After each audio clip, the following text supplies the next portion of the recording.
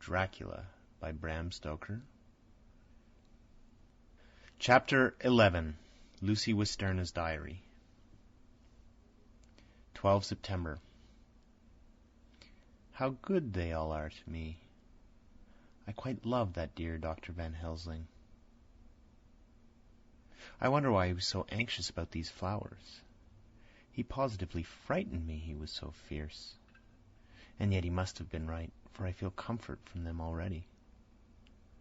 Somehow I do not dread being alone tonight, and I can go to sleep without fear. I shall not mind any flapping outside the window. Oh, the terrible struggle that I have had against sleep so often of late, the pain of sleeplessness, or the pain of the fear of sleep, and with such unknown horrors as it has for me. How blessed are some people whose lives have no fears, no dreads, to whom sleep is a blessing that comes nightly and brings nothing but sweet dreams. Well, here I am tonight hoping for sleep, and lying like Ophelia in the play, with virgin krantz and maiden struments. I never liked garlic before, but tonight it is delightful. There is peace in its smell. I feel sleep coming already. Good night, everybody. Dr. Seward's Diary, 13 September. Called at the Berkeley and found Van Helsing, as usual, up to time. The carriage ordered from the hotel was waiting. The professor took his bag, which he always brings with him now.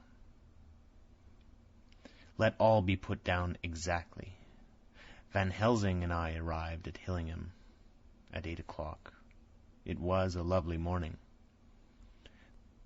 The bright sunshine and all the fresh feeling of early autumn seemed like the completion of nature's annual work.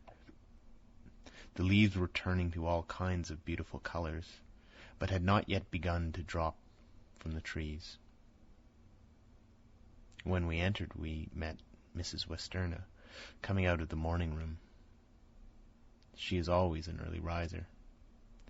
She greeted us warmly and said, "You will be glad to know that Lucy is better. The dear child is still asleep." I looked into her room and saw her, but did not go in, lest I should disturb her. The professor smiled and looked quite jubilant. He rubbed his hands together and said, "Aha! I thought I had diagnosed the case. My treatment is working." To which she replied, "You must not take all the credit to yourself, doctor.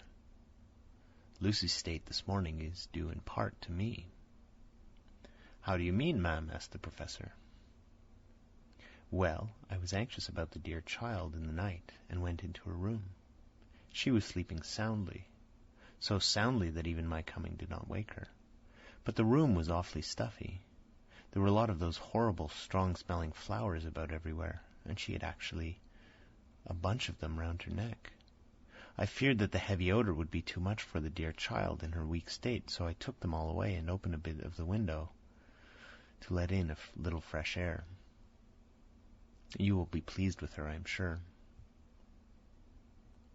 She moved off into her boudoir, where she usually breakfasted early. As she had spoken, I watched the professor's face, and saw it turn ashen gray. He had been able to retain his self-command whilst the poor lady was present, for he knew her state and how mischievous a shock would be. He actually smiled on her as he held open the door for her to pass into her room. But the instant she disappeared, he pulled me suddenly and forcibly into the dining room and closed the door. Then, for the first time in my life, I saw Van Helsing break down.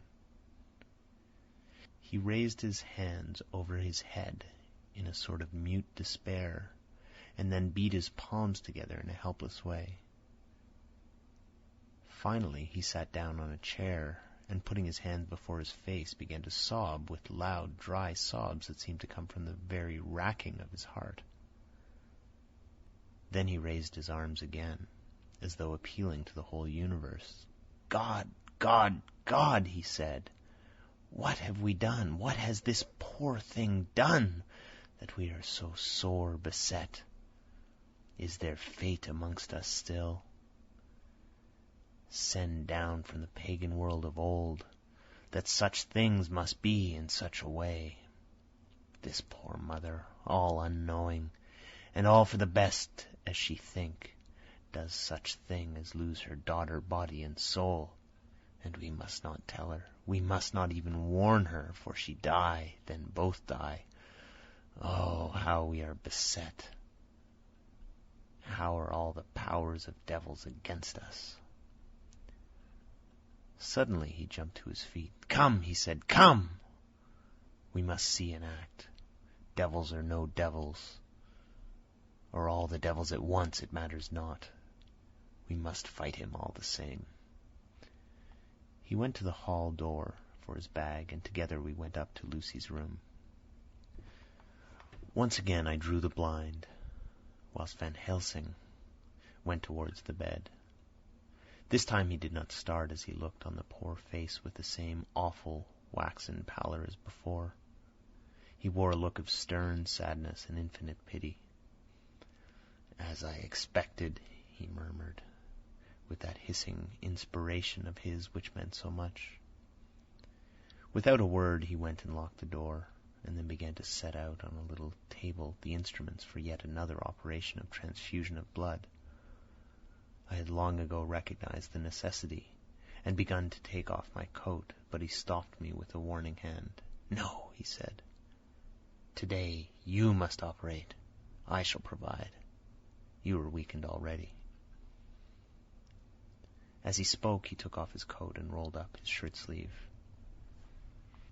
Again the operation, again the narcotic, again some return of color to the ashy cheeks, and the regular breathing of healthy sleep. This time I watched whilst Van Helsing recruited himself and rested. Presently he took an opportunity of telling Mrs. Westenra that she must not remove anything from Lucy's room without consulting him, that the flowers were of medicinal value, and that the breathing of their odor was part of the system of the cure. Then he took over the care of the case himself, saying that he would watch this night and the next, and would send me word when to come. After another hour, Lucy waked from her sleep, fresh and bright, and seemingly not much the worse for her terrible ordeal. What does it all mean?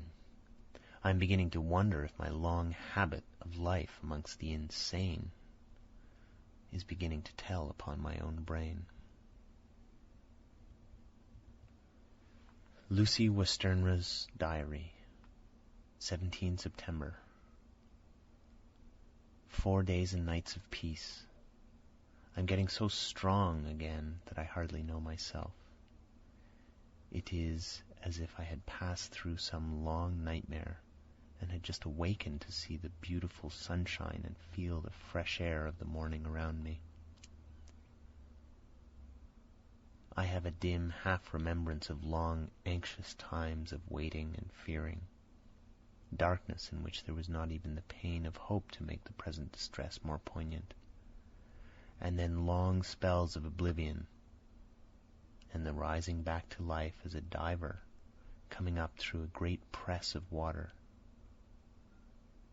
Since, however, Dr. Van Helsing has been with me, all this bad dreaming seems to have passed away.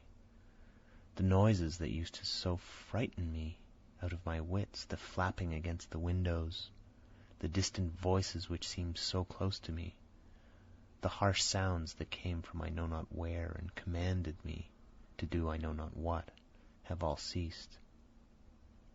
I go to bed now without any fear of sleep. I do not even try to keep awake. I have grown quite fond of the garlic, and a boxful arrives for me every day from Haarlem.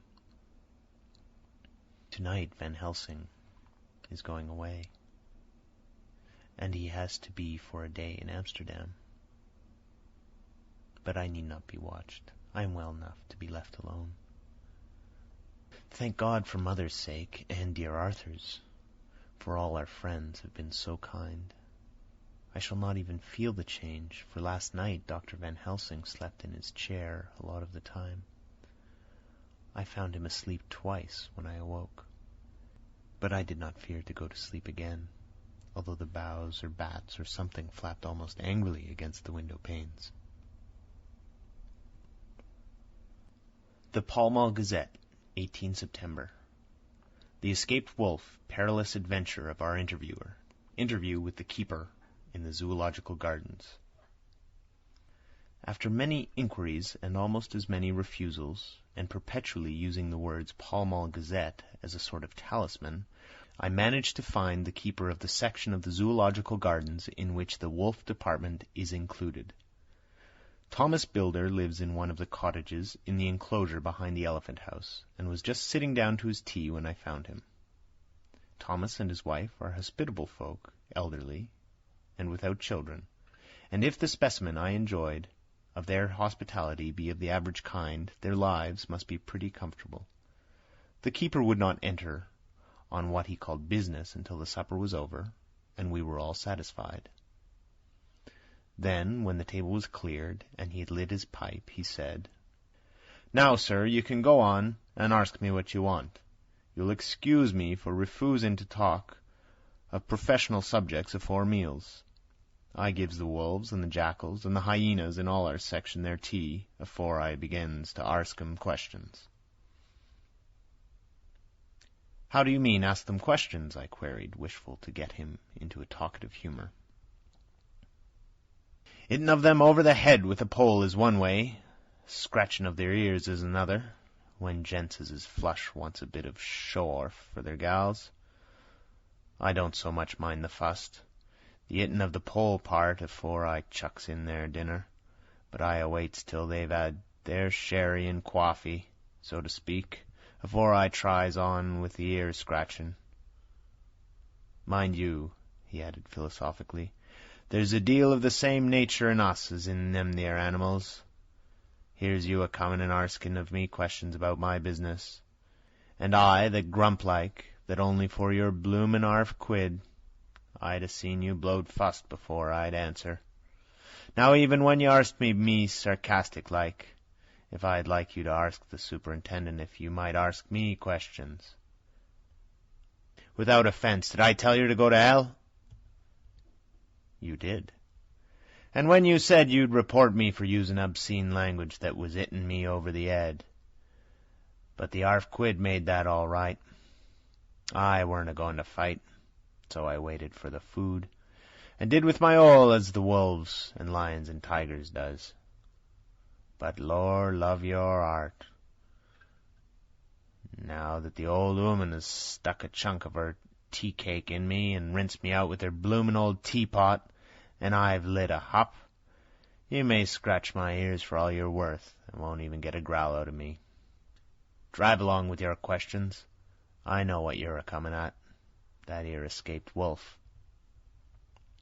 "Exactly. I want you to give me your view of it.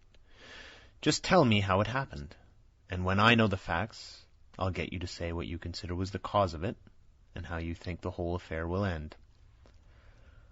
"All right, Governor. This here's about the old story. That 'ere wolf, what we call Berserker, was one of 3 grey ones that come from Norway to Jamrach's, which we bought off him 4 year ago. He was a nice, well-behaved wolf, that never gave no trouble to talk of. I'm more surprised at him for wanting to get out, nor any other animile in the place. But there, you can't trust wolves no more nor women." "Don't you mind him, sir," broke in Mrs. Tom with a cheery laugh. "He's got mindin' the animalies so long that blest if he ain't like an old wolf himself.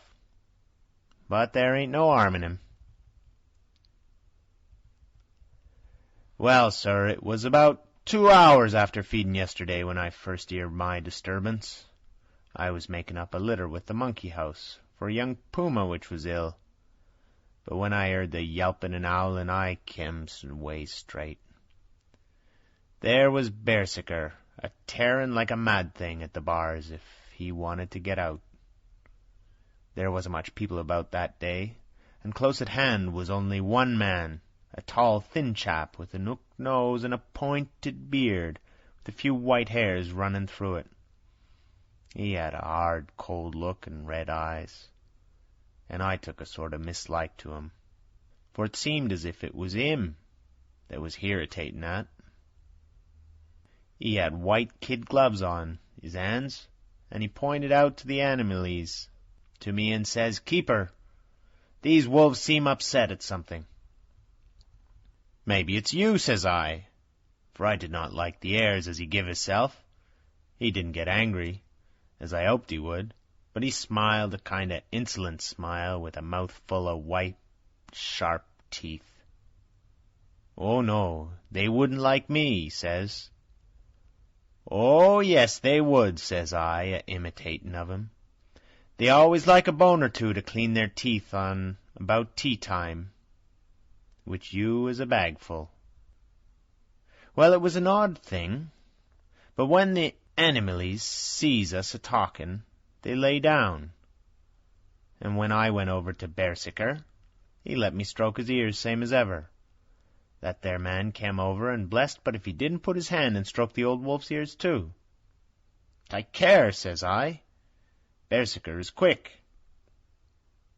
"Never mind," he says. "I'm used to him."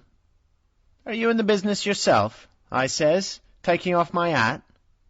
For a man what trades in wolves, and setterer, is a good friend to keepers. "No'm," says he, "not exactly in the business, but I have made pets of several." And with that he lifts his hat, as polite as a lord, and walks away.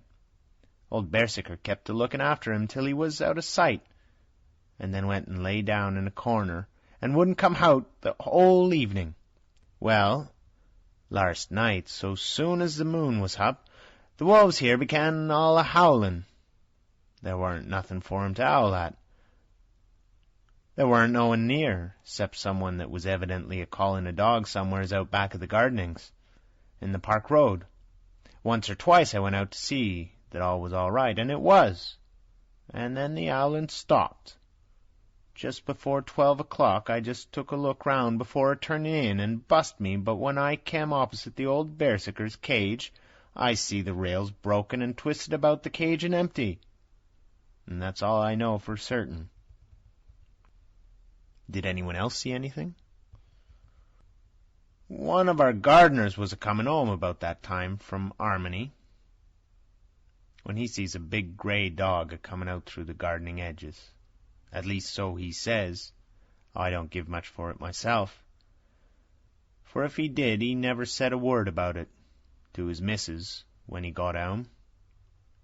And it was only after the escape of the wolf that was made known, and we been up all night a-hunting of the park for Berserker, that he remembered seeing anything.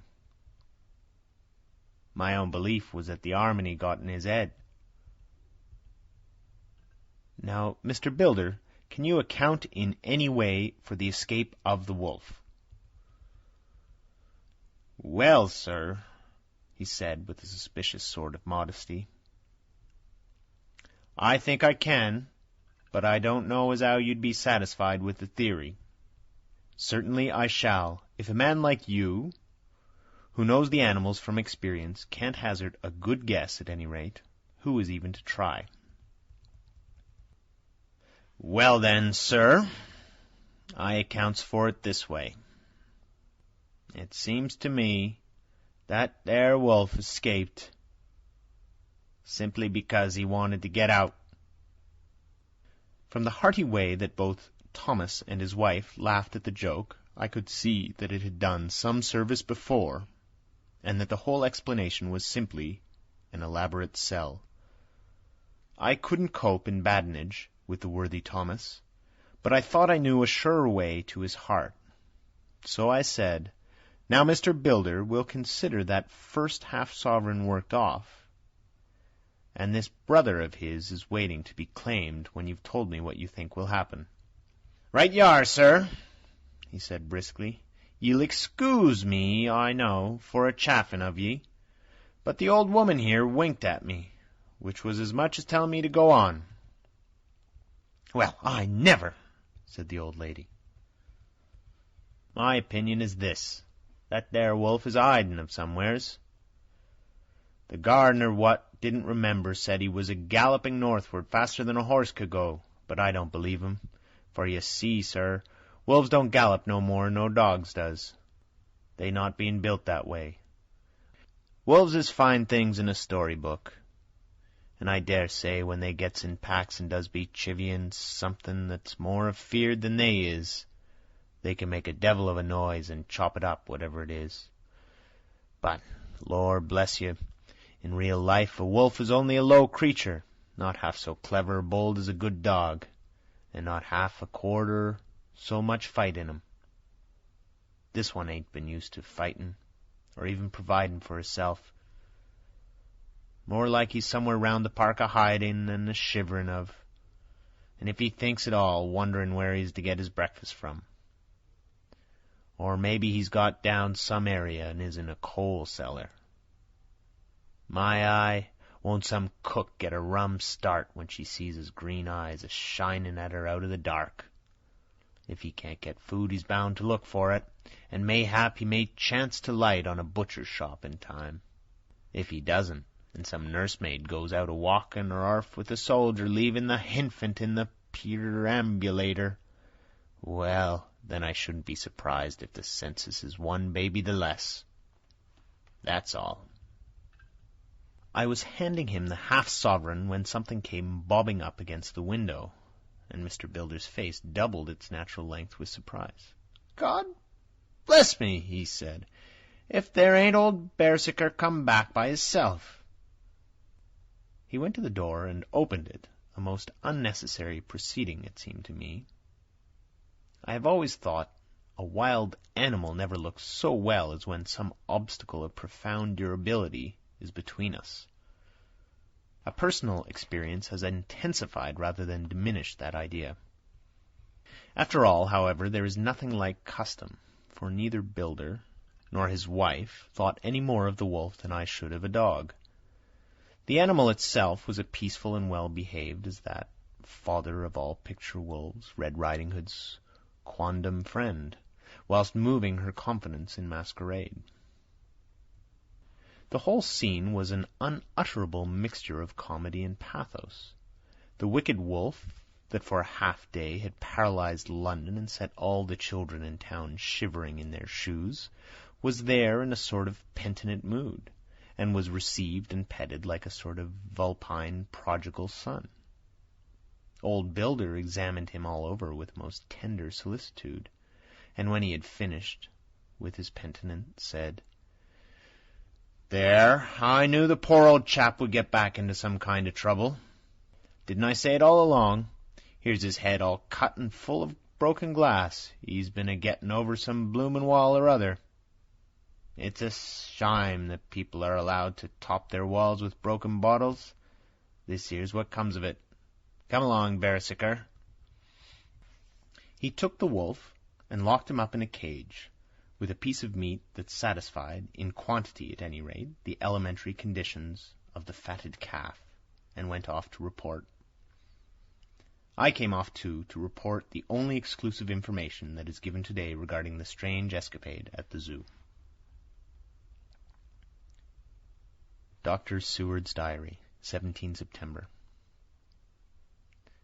I was engaged after dinner in my study, posting up my books, which, through press of other works, and the many visits to Lucy, had fallen sadly into arrear. Suddenly the door was burst open, and in rushed my patient, with his face distorted with passion.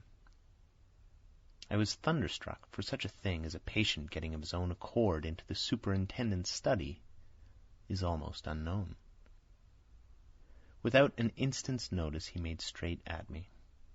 He had a dinner knife in his hand, and as I saw he was dangerous, I tried to keep the table between us.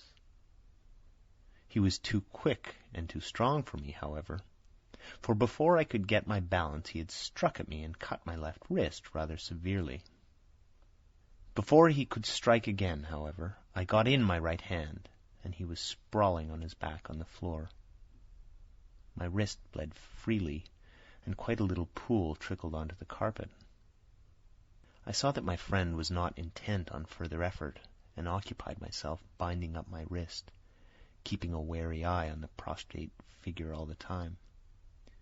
When the attendants rushed in, and we turned our attention to him, his employment positively sickened me. He was lying on his belly on the floor, licking up, like a dog, the blood which had fallen from my wounded wrist. He was easily secured, and to my surprise went with the attendants quite placidly, simply repeating over and over again, "The blood is the life, the blood is the life." I cannot afford to lose blood just at present. I've lost too much of late for my physical good. And then the prolonged strain of Lucy's illness and its horrible phases is telling on me. I am overexcited and weary, and I need rest, rest, rest. Happily, Van Helsing has not summoned me, so I need not forego my sleep. Tonight I could not well do without it. Telegram, Van Helsing, Antwerp, to Seward, Carfax. Sent to Carfax, Sussex, as no county given, delivered late by 22 hours. 17 September, stop. Do not fail to be at Hillingham tonight, stop. If not watching all the time, frequently visit and see that flowers are as placed. Very important, do not fail, stop. Shall be with you as soon as possible after arrival, stop. Dr. Seward's Diary, 18 September. Just off train to London. The arrival of Van Helsing's telegram filled me with dismay. A whole night lost, and I know by bitter experience what may happen in a night. Of course it is possible that all may be well, but what may have happened? Surely there is some horrible doom hanging over us that every possible accident should thwart us in all we try to do. I shall take the cylinder with me, and then I can complete my entry on Lucy's phonograph. Memorandum left by Lucy Westenra. 17 September, night. I write this and leave it to be seen, so that no one may by any chance get into trouble through me. This is an exact record of what took place tonight. I feel I am dying of weakness, and have barely enough strength to write, but it must be done if I die in the doing. I went to bed as usual, taking care that the flowers were placed as Dr. Van Helsing directed, and soon fell asleep. I was waked by the flapping at the window, which had begun after that sleepwalking off the cliff at Whitby, when Mina saved me, and which now I know so well. I was not afraid, but I did wish that Dr. Seward was in the next room, as Dr. Van Helsing said he would be, so that I might have called him. I tried to sleep, but I could not. Then there came to me the old fear of sleep, and I determined to keep awake. Perversely, sleep would try to come then when I did not want it. So, as I feared to be alone, I opened my door and called out, "Is there anybody there?" There was no answer. I was afraid to wake Mother, and so closed my door again. Then outside in the shrubbery I heard a sort of howl like a dog's, but more fierce and deeper. I went to the window and looked out, but could see nothing except a big bat, which had evidently been buffering its wings against the window. So I went back to bed again, but determined not to go to sleep. Presently the door opened and my mother looked in.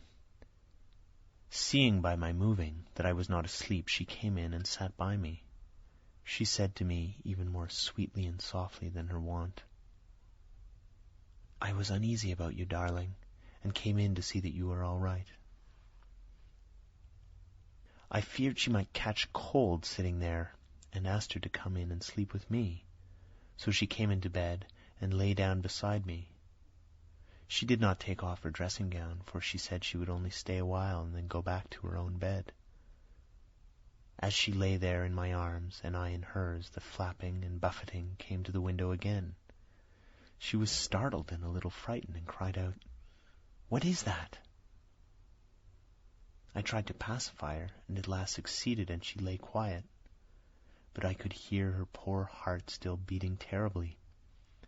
After a while there was a howl again out in the shrubbery, and shortly after there was a crash at the window, and a lot of broken glass was hurled on the floor. The window blind blew back with the wind that rushed in, and in the aperture of the broken panes there was the head of a great, gaunt, grey wolf.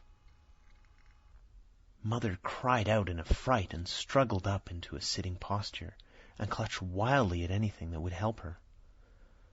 Amongst other things, she clutched the wreath of flowers that Dr. Van Helsing insisted on my wearing around my neck, and tore it away from me. For a second or two she sat up, pointing at the wolf, and there was a strange and horrible gurgling in her throat. Then she fell over as if struck with lightning, and her head hit my forehead and made me dizzy for a moment or two. The room and all around seemed to spin around. I kept my eyes fixed on the window, but the wolf drew his head back, and a whole myriad of little specks seems to come blowing in through the broken window, and wheeling and circling round like the pillar of dust that the travellers describe when there's a simoon in the desert. I tried to stir, but there was some spell upon me, and dear Mother's poor body, which seemed to grow cold already, for her dear heart had ceased to beat, weighed me down, and I remembered no more for a while.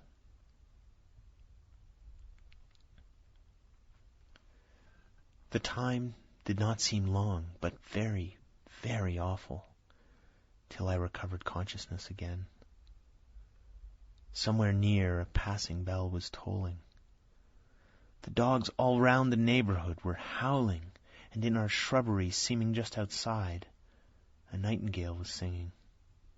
I was dazed and stupid with pain and terror and weakness, but the sound of the nightingale seemed like the voice of my dead mother come back to comfort me. The sound seemed to have awakened the maids, too, for I could hear their bare feet pattering outside my door. I called to them, and they came in, and when they saw what had happened and what it was that lay over me in the bed, they screamed. The wind rushed in through the broken window, and the door slammed to.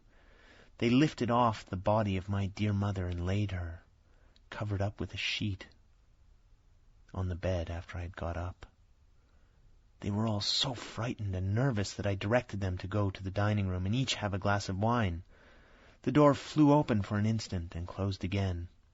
The maids shrieked and then went in a body to the dining room, and I laid what flowers I had on my dear mother's breast. When they were there, I remembered what Dr. Van Helsing had told me, but I didn't like to remove them. And besides, I would have some of the servants to sit up with me now. I was surprised that the maids did not come back. I called them, but got no answer. So I went to the dining room to look for them. My heart sank when I saw what happened. They all four lay helpless on the floor, breathing heavily. The decanter of sherry was on the table half full, but there was a queer, acrid smell about. I was suspicious and examined the decanter. It smelt of laudanum, and looking on the sideboard I found that the bottle, which Mother's doctor uses for her, did use, was empty. What am I to do? What am I to do? I am back in the room with Mother. I cannot leave her. I am alone, save for the sleeping servants whom someone has drugged. Alone with the dead.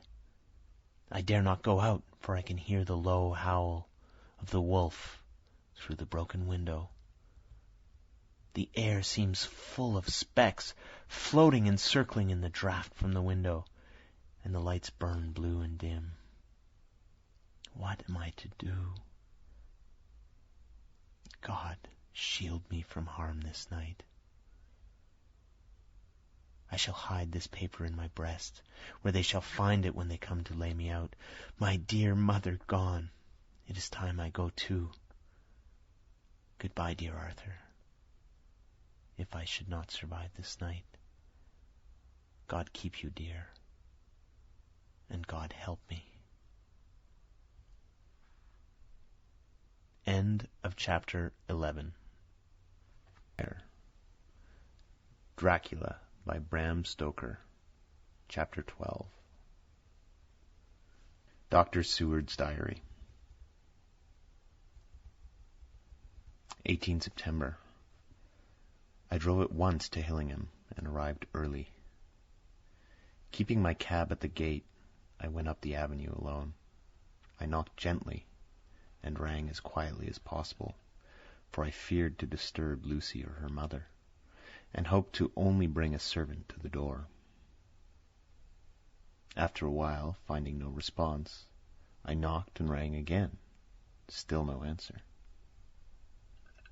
I cursed the laziness of the servants that they should lie abed at such an hour, for it was now 10 o'clock, and so rang and knocked again, but more impatiently, but still without response. Hitherto I had blamed only the servants, but now a terrible fear began to assail me. Was this desolation but another link in the chain of doom which seemed drawing tight around us?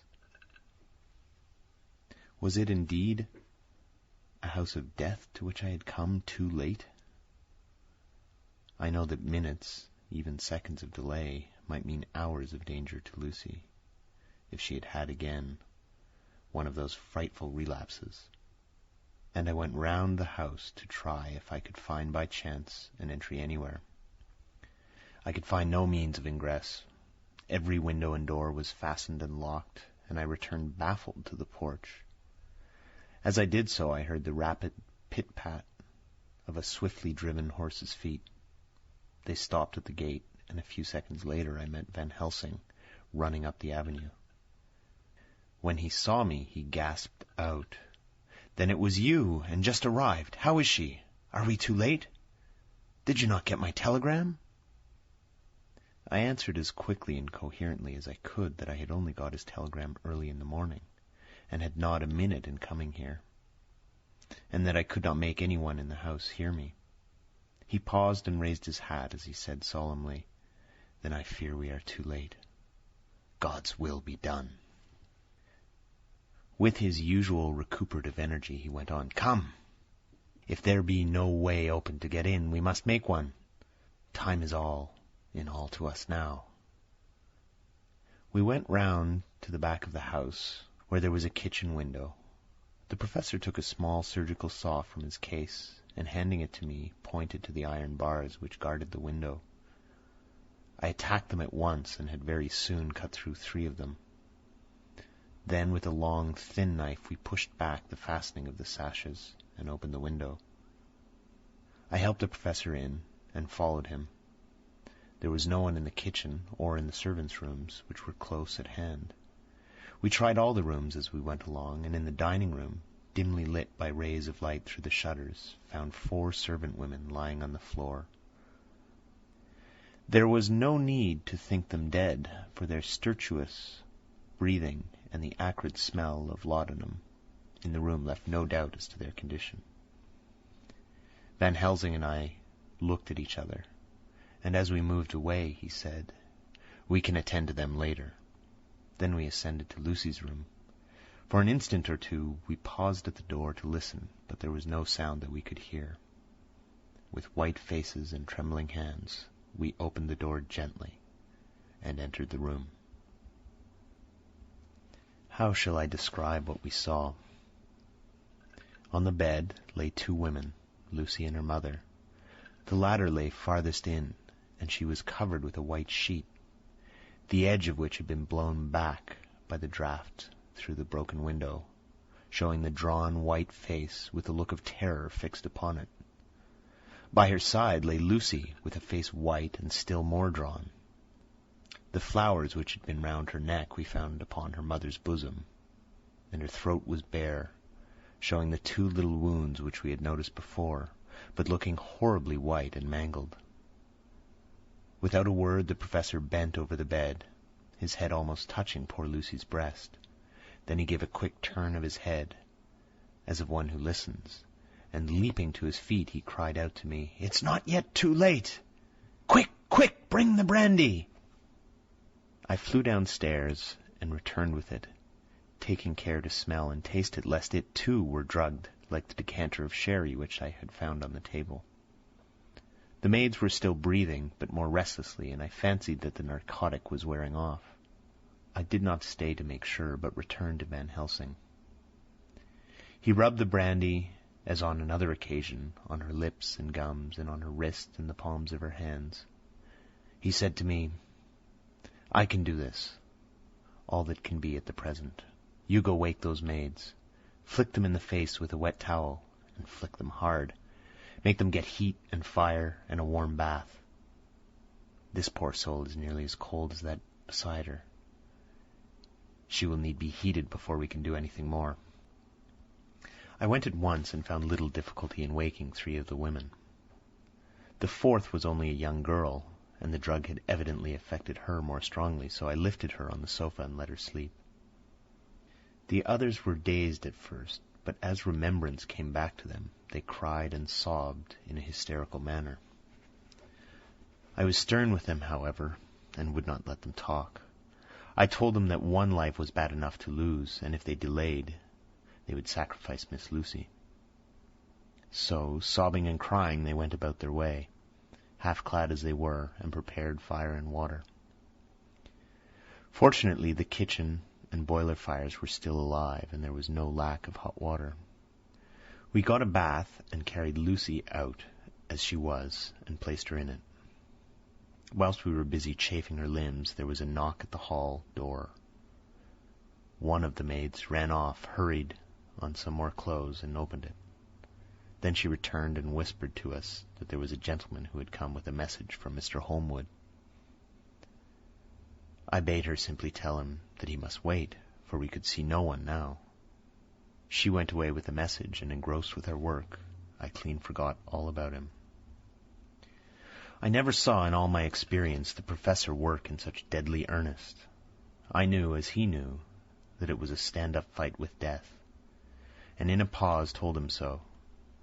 He answered me in a way that I did not understand, but with the sternest look that his face could wear. If that were all, I would stop here where we are now, and let her fade away into peace, for I see no light in life over her horizon. He went on with his work, with, if possible, renewed and more frenzied vigor.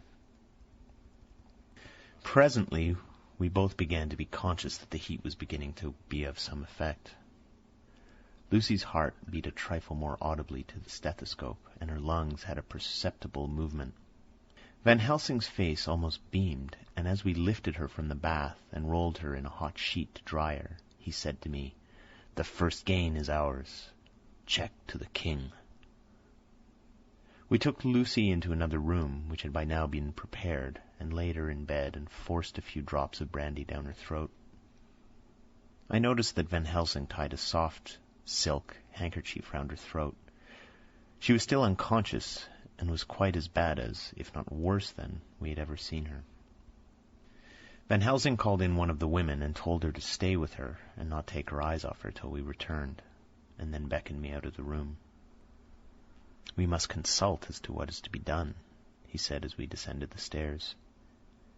In the hall he opened the dining-room door as we passed in, he closing the door carefully behind him. The shutters had been opened, but the blinds were already down, with that obedience to the etiquette of death which the British woman of the lower classes always rigidly observes. The room was, therefore, dimly dark. It was, however, light enough for our purposes. Van Helsing's sternness was somewhat relieved by a look of perplexity.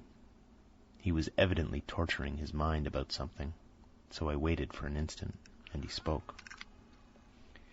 "What are we to do now? Where are we to turn for help? We must have another transfusion of blood, and that soon, or that poor girl's life won't be worth an hour's purchase. You are exhausted already. I am exhausted too. I fear to trust those women, even if they would have courage to submit. What are we to do for someone who will open his veins for her?" What's the matter with me, anyhow?" The voice came from the sofa across the room, and its tones brought relief and joy to my heart, for they were those of Quincey Morris. Van Helsing started angrily at the first sound, but his face softened and a glad look came into his eyes as I cried out, "Quincey Morris!" and rushed towards him with outstretched hands.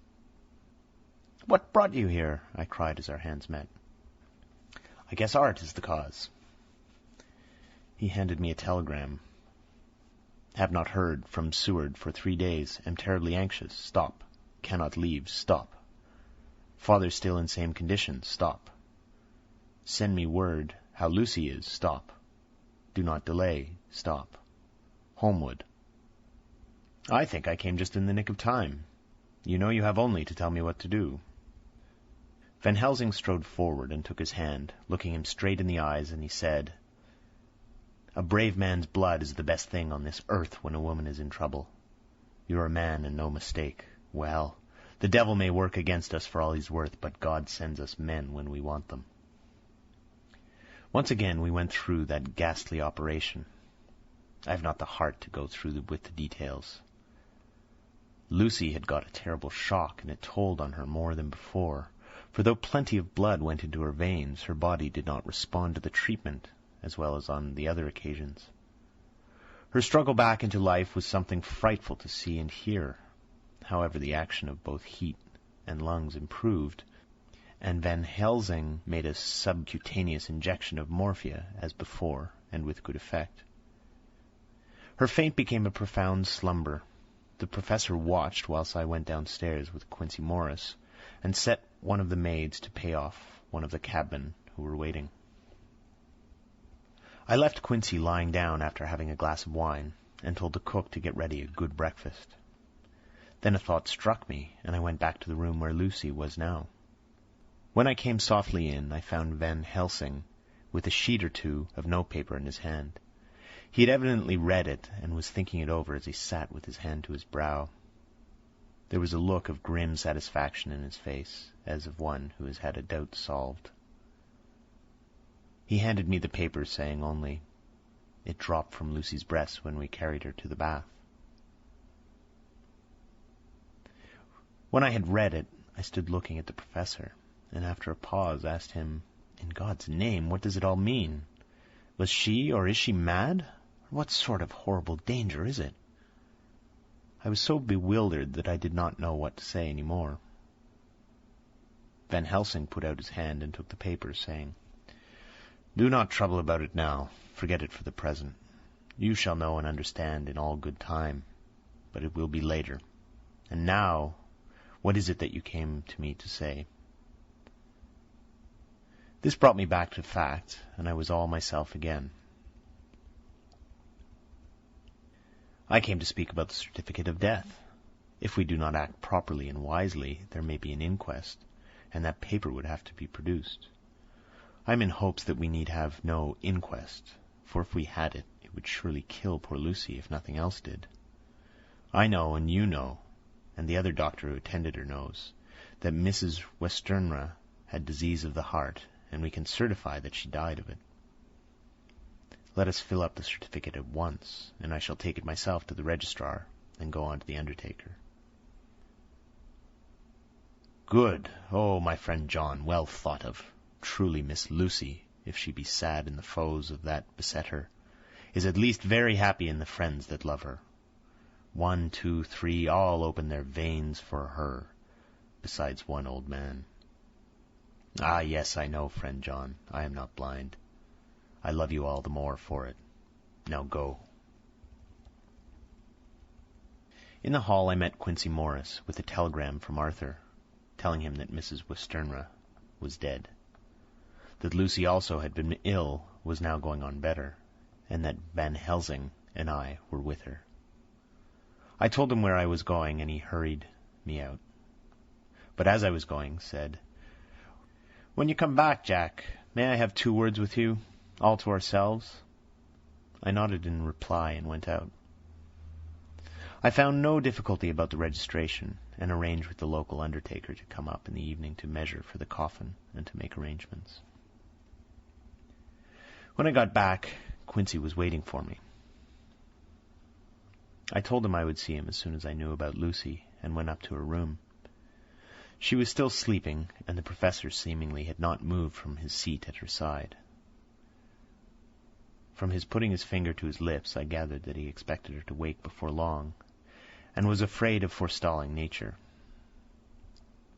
So I went down to Quincy and took him into the breakfast room, where the blinds were not drawn down, and which was a little more cheerful, or rather less cheerless, than the other rooms.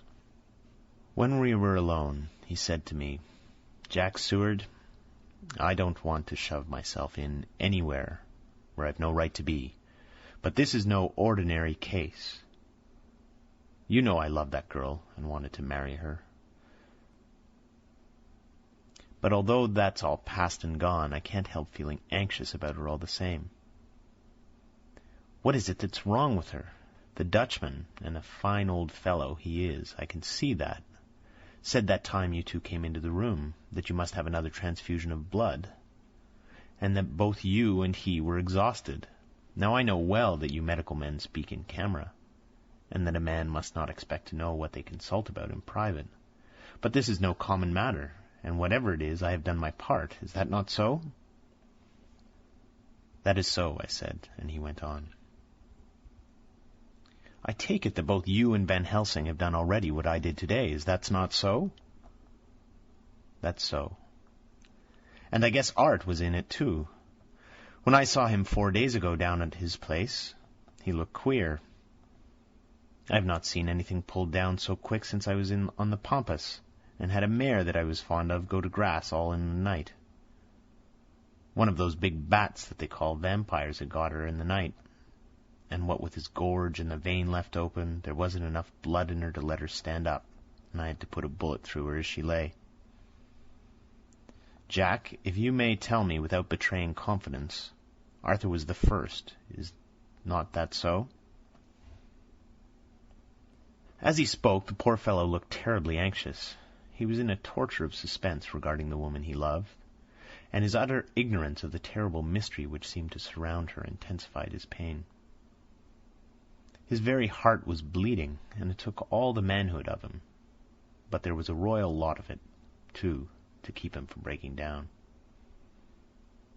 I paused before answering, for I felt that I must not betray anything which the professor wished kept secret. But already he knew so much, and guessed so much, that there could be no reason for not answering. So I answered in the same phrase, "That's so." "And how long has this been going on?" "About 10 days. 10 days! Then I guess, Jack Seward, that poor, pretty creature that we all love has put into her veins within that time the blood of 4 strong men. Man alive, her whole body wouldn't hold it." Then coming close to me, he spoke in a fierce half-whisper. "What took it out?" I shook my head. "That," I said, "is the crux. Van Helsing is simply frantic about it, and I'm at my wit's end. I can't even hazard a guess. There's been a series of little circumstances which have thrown out all our calculations as to Lucy being properly watched. But these shall not occur again. Here we stay until all be well or ill." Quincy held out his hand. "Count me in," he said. "You and the Dutchman will tell me what to do, and I'll do it." When she woke late in the afternoon, Lucy's first movement was to feel in her breast, and to my surprise produced the paper which Van Helsing had given me to read. The careful professor had replaced it where it had come from, lest on waking she should be alarmed. Her eyes then lit on Van Helsing, and on me too, and gladdened. Then she looked round the room, and seeing where she was, shuddered.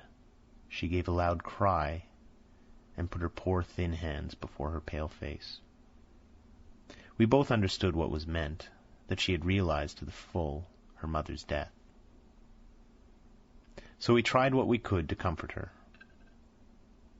Doubtless sympathy eased her somewhat, but she was very low in thought and spirit, and wept silently and weakly for a long time. We told her that either or both of us, would now remain with her all the time, and that seemed to comfort her. Towards dusk she fell into a doze. Here a very odd thing occurred. While still asleep, she took the paper from her breast and tore it in two. Van Helsing stepped over and took the pieces from her. All the same, however, she went on with the action of tearing, as though the material were still in her hands. Finally, she lifted her hands and opened them, as though scattering the fragments. Van Helsing seemed surprised, and his brows gathered as if in thought. But he said nothing. 19 September. All last night she slept fitfully, being always afraid to sleep, and something weaker when she woke from it. The professor and I took turns to watch, and we never left her for a moment unattended. Quincey Morris said nothing about his intention, but I knew that all night long he patrolled round and round the house. When the day came, its searching light showed the ravages in poor Lucy's strength. She was hardly able to turn her head, and the little nourishment which she could take seemed to do her no good. At times she slept, and both Van Helsing and I noticed a difference in her, between sleeping and waking. Whilst asleep she looked stronger, although more haggard, and her breathing was softer. Her open mouth showed pale gums drawn back from the teeth, which looked positively longer and sharper than usual. When she woke, the softness of her eyes evidently changed the expression, for she looked her own self, although a dying one. In the afternoon she asked for Arthur, and we telegraphed for him. Quincey went off to meet him at the station. When he arrived, it was nearly 6 o'clock, and the sun was setting full and warm, and the red light streamed in through the window and gave more color to the pale cheeks. When he saw her, Arthur was simply choking with emotion, and none of us could speak. In the hours that had passed, the fits of sleep, or the comatose condition that passed for it, had grown more and more frequent, so that the pauses when the conversation was possible were shortened. Arthur's presence, however, seemed to act as a stimulant. She rallied a little, and spoke to him more brightly than she had done since we arrived. He, too, pulled himself together, and spoke as cheerily as he could, so that the best was made of everything. It is now nearly 1 o'clock, and he and Van Helsing are sitting with her. I am to relieve them in a quarter of an hour, and I am entering this on Lucy's phonograph. Until 6 o'clock they are to try to rest. I fear that tomorrow will end our watching, for the shock has been too great. The poor child cannot rally. God help us all. Letter. Mina Harker to Lucy Resternra, unopened by her. 17 September. My dearest Lucy, it seems an age since I had heard from you, or indeed since I wrote. You will pardon me, I know, for all my faults when you have read all my budget of news. Well, I got my husband back all right. When we arrived at Exeter, there was a carriage waiting for us, and in it, though he had an attack of gout, Mr. Hawkins. He took us to his house, where there were rooms for us, all nice and comfortable, and we dined together. After dinner, Mr. Hawkins said, My dears, I want to drink to your health and prosperity, and may every blessing attend you both. I know you both from children, and have, with love and pride, seen you grow up. Now I want you to make your home here with me. I have left to me neither chick nor child. All are gone, and in my will I have left you everything. I cried, Lucy dear, as Jonathan and the old man clasped hands. Our evening was a very, very happy one. So here we are installed in this beautiful old house, and from both my bedroom and the drawing-room I can see the great elms of the cathedral close, with their great black stems standing out against the old yellow stone of the cathedral. And I can hear the rooks overhead cawing and chattering and gossiping all day, after the manner of rooks and humans. I am busy, I need not tell you, arranging things and housekeeping. Jonathan and Mr. Hawkins are busy all day, for now that Jonathan is a partner, Mr. Hawkins wants to tell him all about the clients. How is your dear mother getting on? I wish I could run up to town for a day or two to see you, dear, but I dare not go yet, with so much on my shoulders, and Jonathan wants looking after still. He is beginning to put some flesh on his bones again, but he was terribly weakened by the long illness. Even now he sometimes starts out of his sleep in a sudden way and awakens all trembling until I can coax him back to his usual placidity.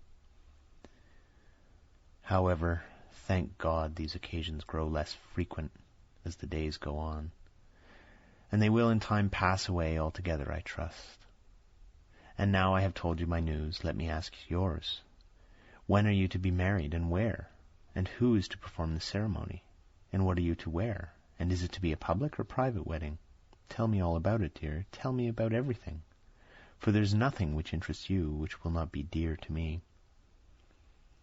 Jonathan asked me to send his respectful duty, but I do not think that is good enough for the junior partner of the important firm Hawkins and Harker. And so, as you love me, and he loves me, and I love you with all the moods and tenses of the verb, I send you simply his love instead. Goodbye, my dearest Lucy, and blessings on you. Yours, Mina Harker. Report from Patrick Hennessy, M.D., M.R.C., S.L.K., Q.C.P.I., etc., etc., to John Seward, M.D., 20 September. My dear Sir, in accordance with your wishes, I enclose report of the conditions of everything left in my charge.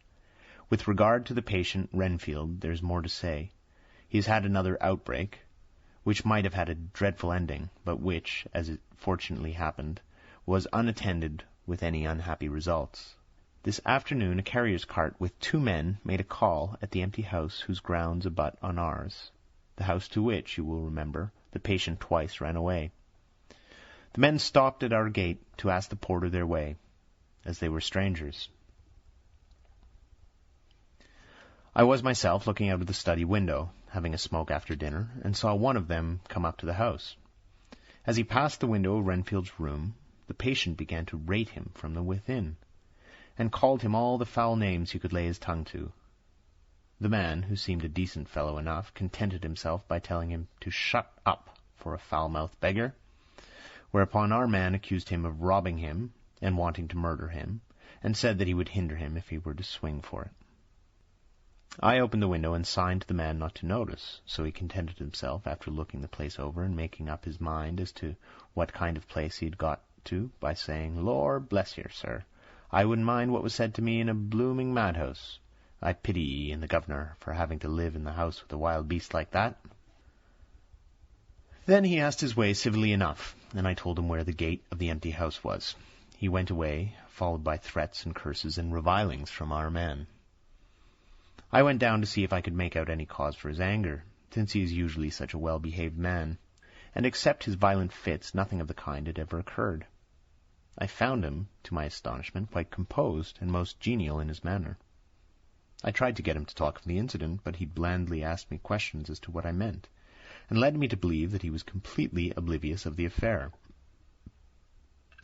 It was, I am sorry to say, however, only another instance of his cunning, for within half an hour I heard of him again. This time he had broken out through the window of his room and was running down the avenue. I called for the attendants to follow me and ran after him, for I feared he was intent on some mischief. My fear was justified, when I saw the same cart which had passed before coming down the road, having on it some great wooden boxes. The men were wiping their foreheads and were flushed in the face, as if with violent exercise. Before I could get up to him, the patient rushed at them, and pulling one of them off the cart, began to knock his head against the ground. If I had not seized him just at the moment, I believe he would have killed the man then and there. The other fellow jumped down and struck him over the head with the butt end of his heavy whip. It was a horrible blow, but he did not seem to mind it, but seized him also, and struggled with the 3 of us, pulling us to and fro as if we were kittens. You know I am no lightweight, and the others were both burly men. At first he was silent in his fighting, but as we began to master him, and the attendants were putting a strait waistcoat on him, He began to shout, "I'll frustrate them! They shan't rob me! They shan't rob and murder me by inches! I'll fight for my lord and master!" And all sorts of similar incoherent ravings. It was with very considerable difficulty that they got him back to the house and put him in a padded room. One of the attendants, Hardy, had a finger broken. However, I set it all right, and he is going well. The two carriers were at first loud in their threats of actions for damages, and promised to rain down all the penalties of the law on us. Their threats were, however, mingled with some sort of indirect apology for the defeat of the two of them by a feeble madman. They said that if it had not been for the way their strength had been spent in carrying and raising the heavy boxes to the cart, they would have made a short work of him. They gave as another reason for their defeat the extraordinary state of drought to which they had been reduced by the dusty nature of their occupation, and the reprehensible distance from the scene of their labours of any place of public entertainment. I quite understood their drift, and after a stiff glass of strong grog, or rather more of the same, and with each a sovereign in their hand, they made light of the attack and swore that they would encounter a worse madman any day for the pleasure of meeting so bloomin' a good bloke as your correspondent. I took their names and addresses in case they might be needed. They are as follows: Jack Smollett of Dudling's Rent, King George's Road, Great Walworth, and Thomas Snelling, Peter Farley's Row, Guide Court, Bethnal Green.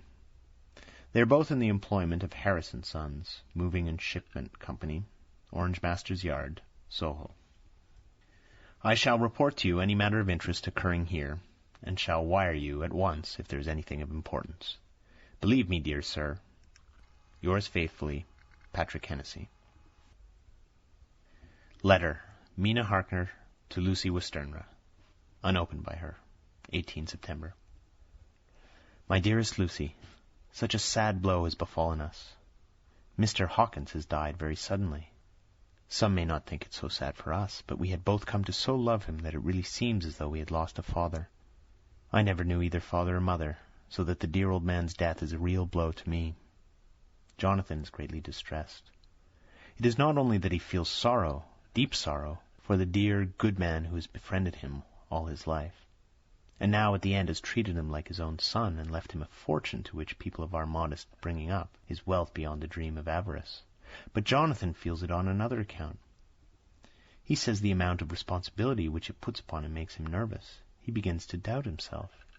I try to cheer him up, but my belief in him helps him to have a belief in himself. But it is here that the grave shock that he experienced tells upon him the most. Oh, it is too hard that a sweet, simple, noble, strong nature such as his, a nature which enabled him by our dear, good friend's aid to rise from clerk to master in a few years, should be so injured that the very essence of his strength is gone. Forgive me, dear, if I worry you with my troubles in the midst of your own happiness, but, Lucy, dear, I must tell someone, for the strain of keeping up a brave and cheerful appearance to Jonathan tires me, and I have no one here that I can confide in. I dread coming up to London, as we must do the day after tomorrow, for poor Mr. Hawkins left in his will that he was to be buried in the grave with his father. As there are no relations at all, Jonathan will have to be chief mourner. I shall try to run over to see you, dearest, if only for a few minutes. Forgive me for troubling you. With all blessings, your loving Mina Harker.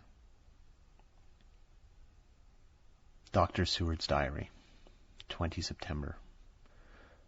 Only resolution and habit can let me make an entry tonight.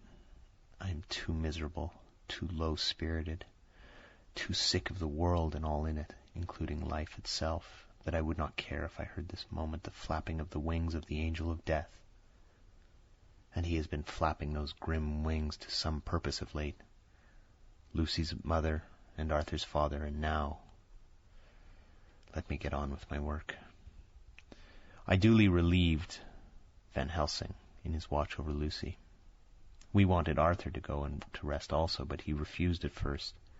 It was only when I told him that we should want him to help us during the day, and that we must not all break down for want of rest, lest Lucy should suffer, that he agreed to go. Van Helsing was very kind to him. "Come, my child," he said. "Come with me. You are sick and weak, and have had such sorrow and much mental pain, as well as that tax on your strength that we know of. You must not be alone, for to be alone is to be full of fears and alarms. Come to the drawing-room, where there is a big fire, and there are 2 sofas.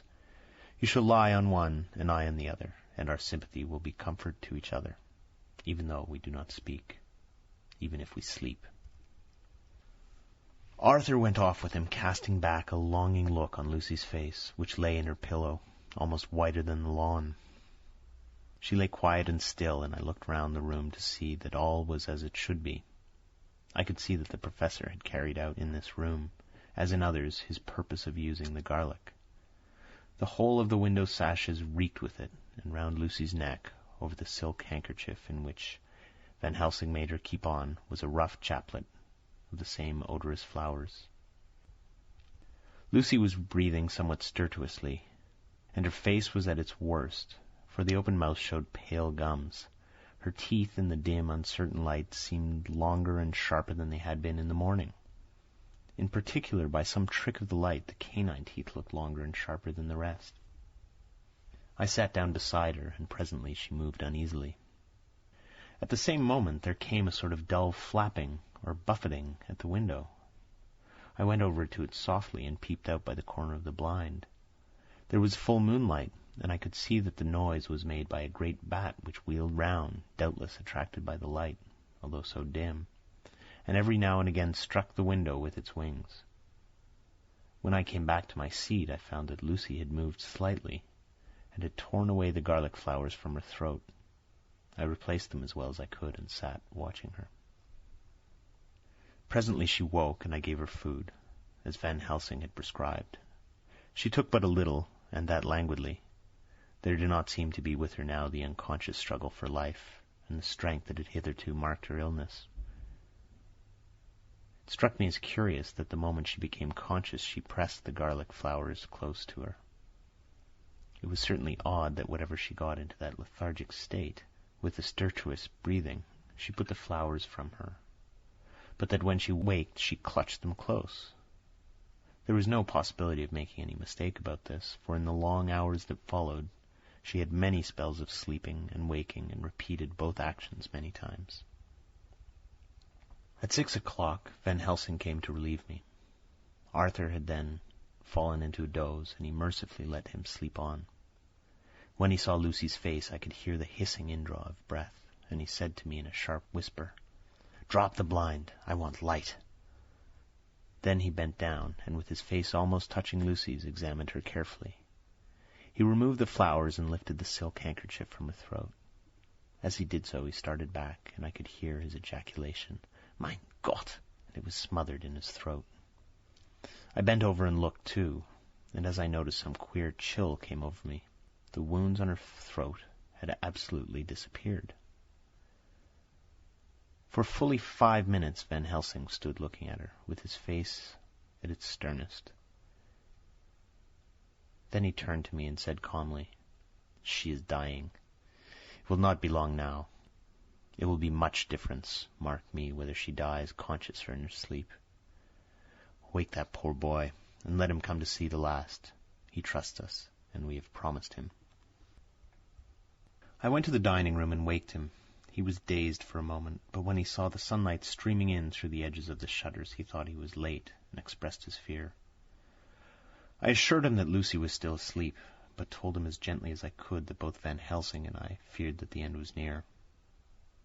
He covered his face with his hands and slid down on his knees by the sofa, where he remained, perhaps a minute, with his head buried, praying, whilst his shoulders shook with grief.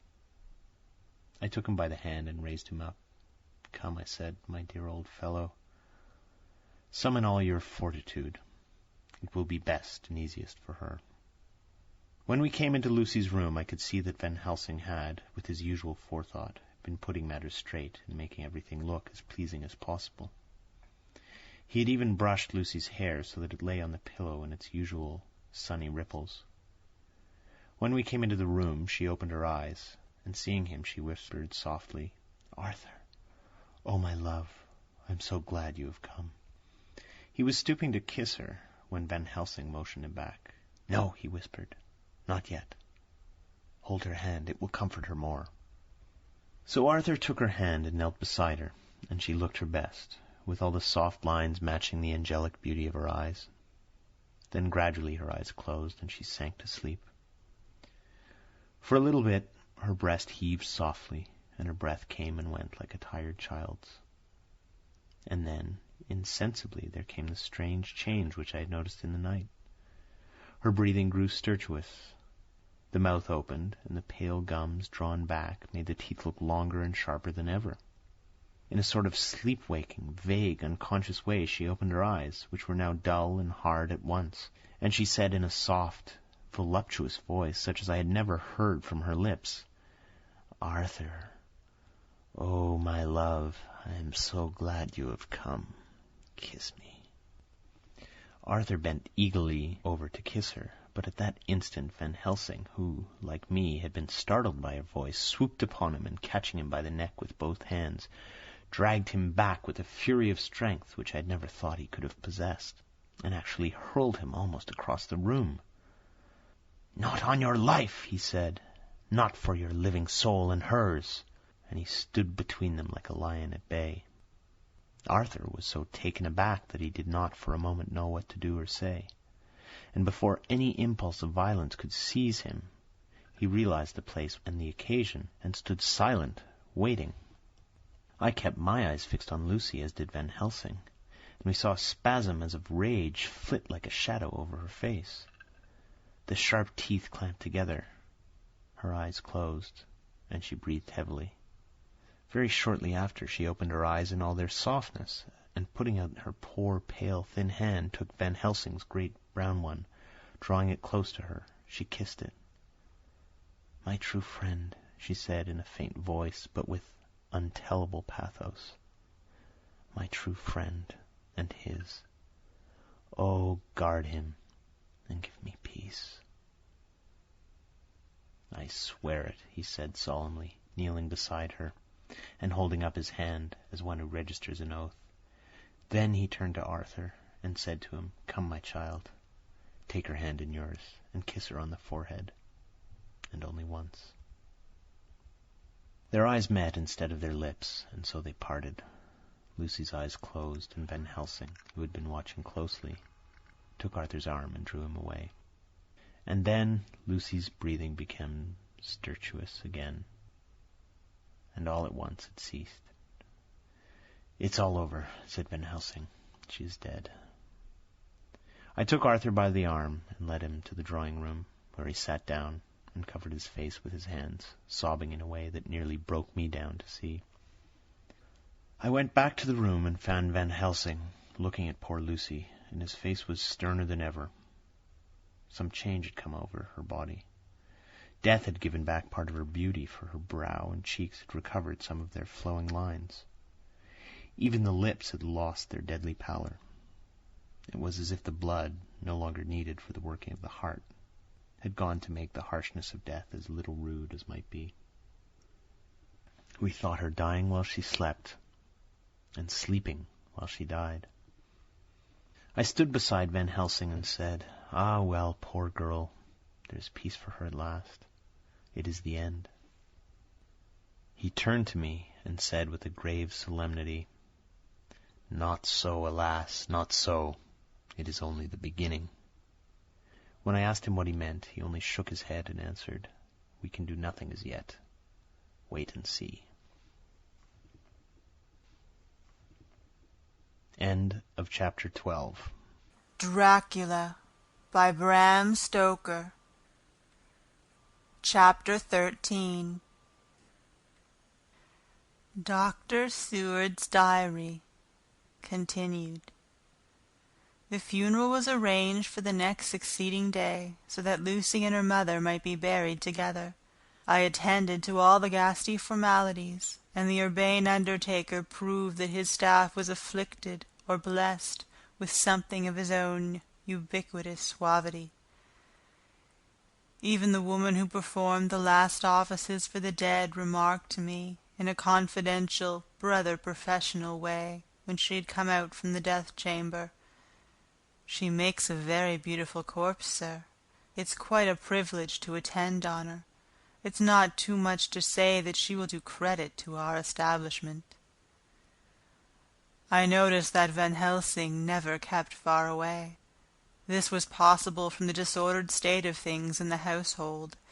There were no relatives at hand, and as Arthur had to be back the next day to attend at his father's funeral, we were unable to notify anyone who should have been bidden. Under the circumstances, Van Helsing and I took it upon ourselves to examine papers, etc. He insisted upon looking over Lucy's papers himself. I asked him why, for I feared that he, being a foreigner, might not be quite aware of English legal requirements, and so might in ignorance make some unnecessary trouble. He answered me, I know. You forget that I am a lawyer as well as a doctor, but this is not altogether for the law. You knew that when you avoided the coroner. I have more than him to avoid. There may be papers more, such as this." As he spoke, he took from his pocket-book the memorandum which had been in Lucy's breast, and which she had torn in her sleep. "When you find anything of the solicitors for the late Mrs. Westerna, seal all her papers, and write him tonight. For me, I watch here in the room and in Miss Lucy's old room all night, and I myself search for what may be. It is not well that her very thoughts go into the hands of strangers." I went on with my part of the work, and in another half-hour had found the name and address of Mrs. Westerna's solicitor, and had written to him. All the poor lady's papers were in order. Explicit directions regarding the place of the burial were given. I had hardly sealed the letter when, to my surprise, Van Helsing walked into the room, saying, "Can I help you, friend John? I am free, and if I may, my service is to you." "Have you got what you looked for?" I asked. To which he replied, "I did not look for any specific thing. I only hoped to find, and find I have, all that there was. Only some letters and a few memoranda, and a diary new begun. But I have them here, and we shall for the present say nothing of them. I shall see that poor lad to-morrow evening, and, with his sanction, I shall use some." When we had finished the work in hand, he said to me, "And now, friend John, I think we may to bed. We want sleep, both you and I, and rest to recuperate. To-morrow we shall have much to do, but for to-night there is no need of us, alas." Before turning in, we went to look at poor Lucy.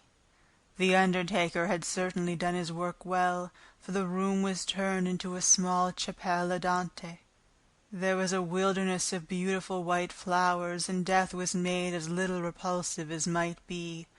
The end of the winding sheet was laid over the face.